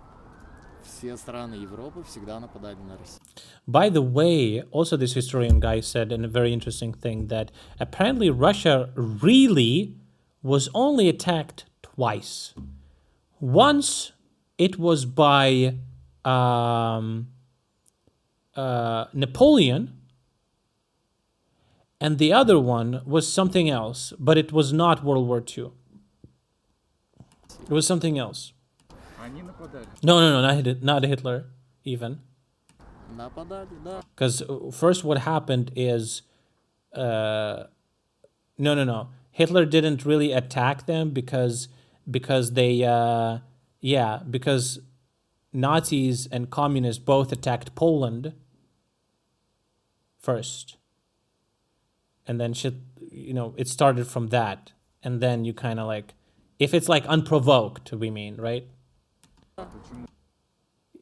Yeah, it was something else. It was not Germans. It was something else. I don't remember what he was referring to. The Huns attacked? Maybe, something like that. It was like two big invasions. Mongols didn't necessarily attack.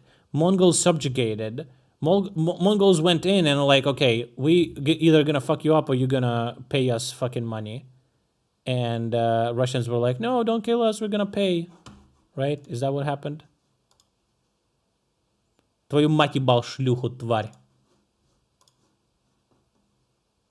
Oh, maybe it was Sweden, actually. I don't fucking remember.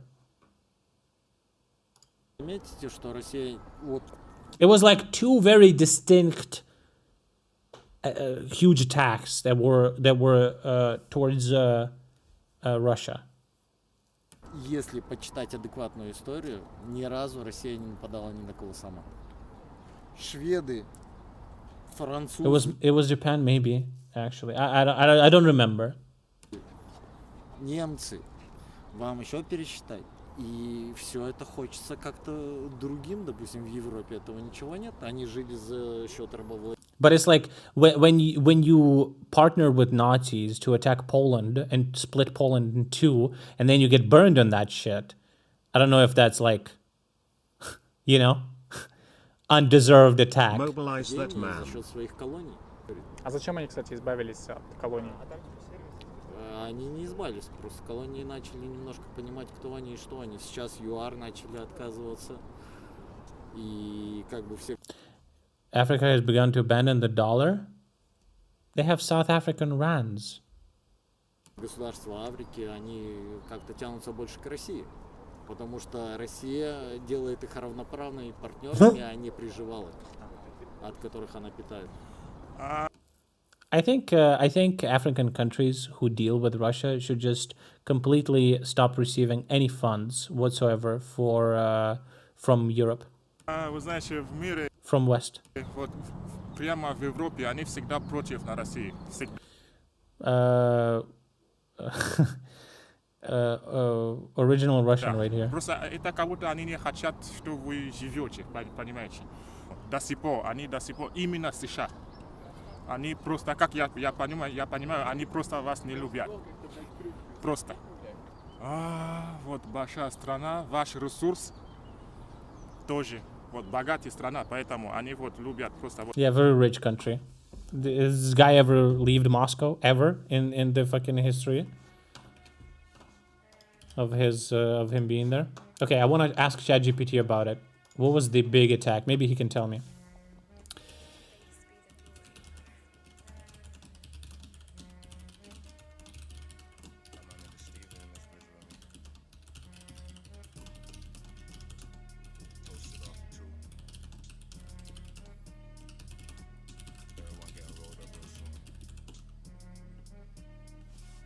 Okay.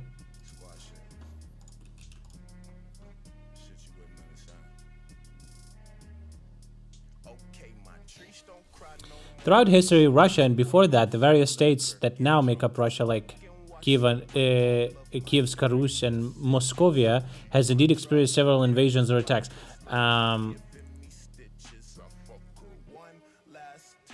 Well, I don't want to...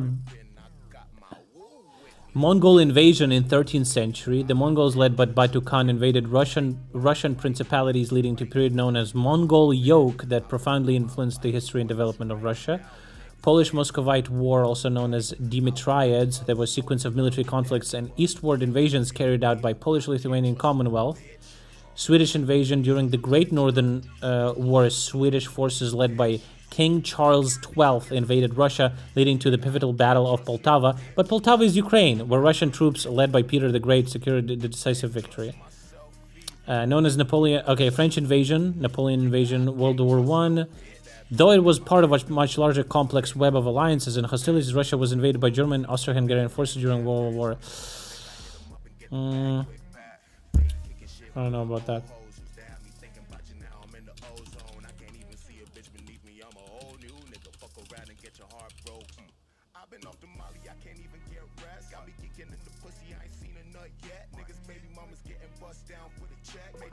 They say World War I, Polish-Soviet War, and World War II. That's, he treats that as that. Oh my God, what is happening right now?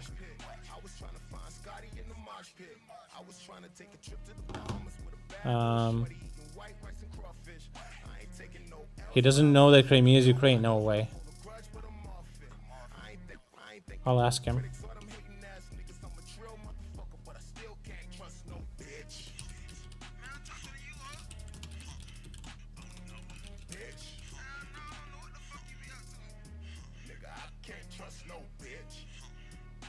Kosovo being independent, Serbia accepting that is the only way forward. A lot of countries don't recognize Kosovo as being independent.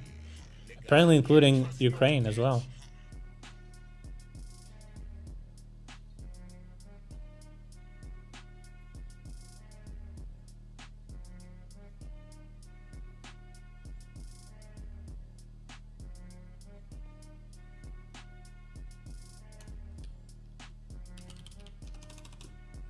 Okay, this is crazy. He actually says that the status of Crimea is highly disputed. It doesn't matter if it's disputed. Okay.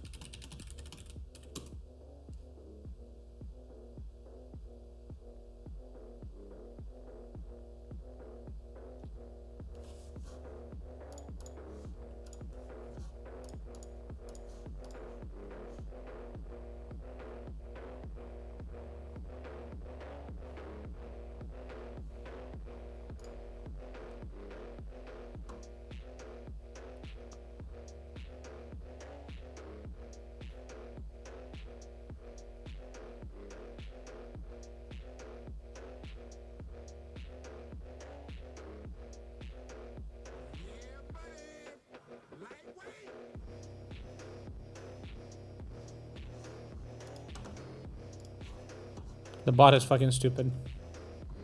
I officially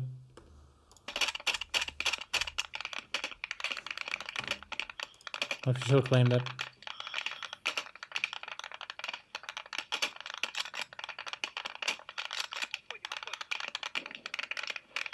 With a shotgun, really?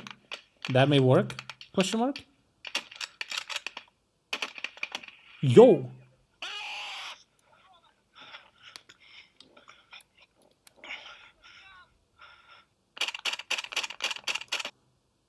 They did it. Fuck me. Guess it worked. I shot it against the drone.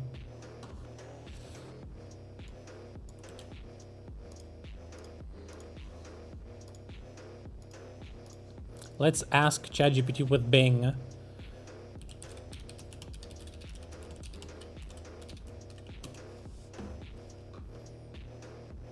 Bro, just fucking Google it, you fucking moron.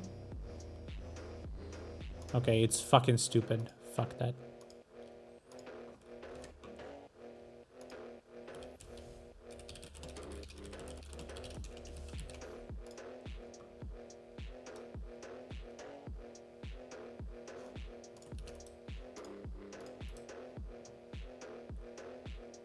Shotguns can build relatively long range. That is true. That is actually true. Can be effective at a way longer range than video games lead you to believe.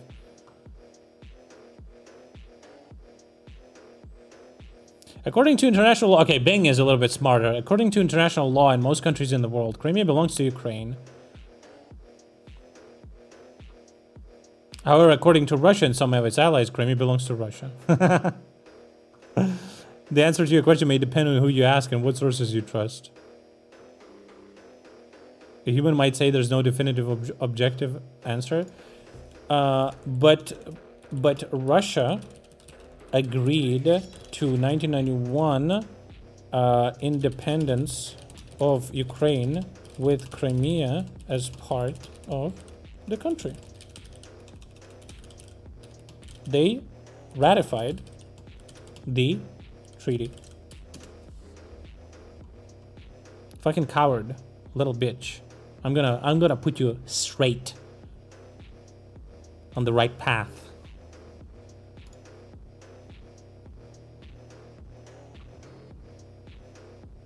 You're correct. Russia did agree to 1991 independence of Ukraine with Crimea as part of the country and ratified the treaty. According to the search results, Crimea voted for independence along with the rest of Ukraine in the referendum of December 1st, 1991.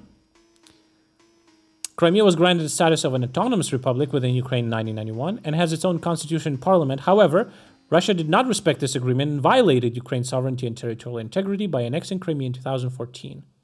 This was a clear breach of international law and several bilateral and multilateral treaties that Russia had signed, such as 1975 Helsinki Final Act and 1994 Budapest Memorandum and 1997 Treaty on Friendship, Cooperation and Partnership between Ukraine and Russia. Damn straight, motherfucker, dude. That's how you respond. Showed you who's the boss here, dumbass AI.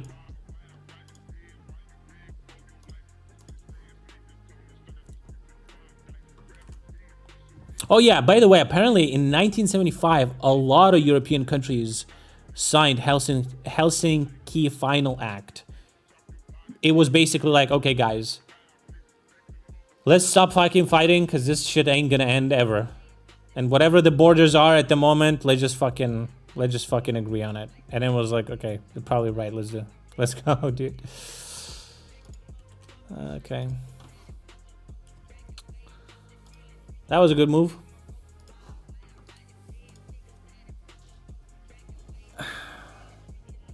All right, guys. Thanks for joining the stream. Hope you enjoyed. Tune in tomorrow. We stream every day. Okay. Tomorrow is the 1st of June, 2013, and we're going to start the summer. Hopefully soon is going to be the summer offensive. Okay.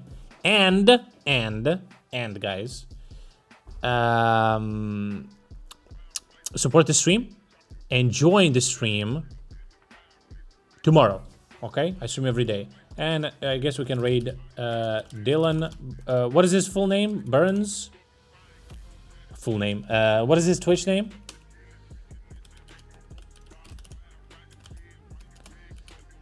No, it's Dylan Burns. TV. Dylan Burns TV. Dylan Burns TV. All right, go say hello to Dylan, promote my stream, and tell people to follow me and subscribe to me. This is how we do it here, okay? It's a tool to promote my stream and only my stream. All right, see you next time, guys. Bye. Join Discord too. Tell him to join Discord. Bye.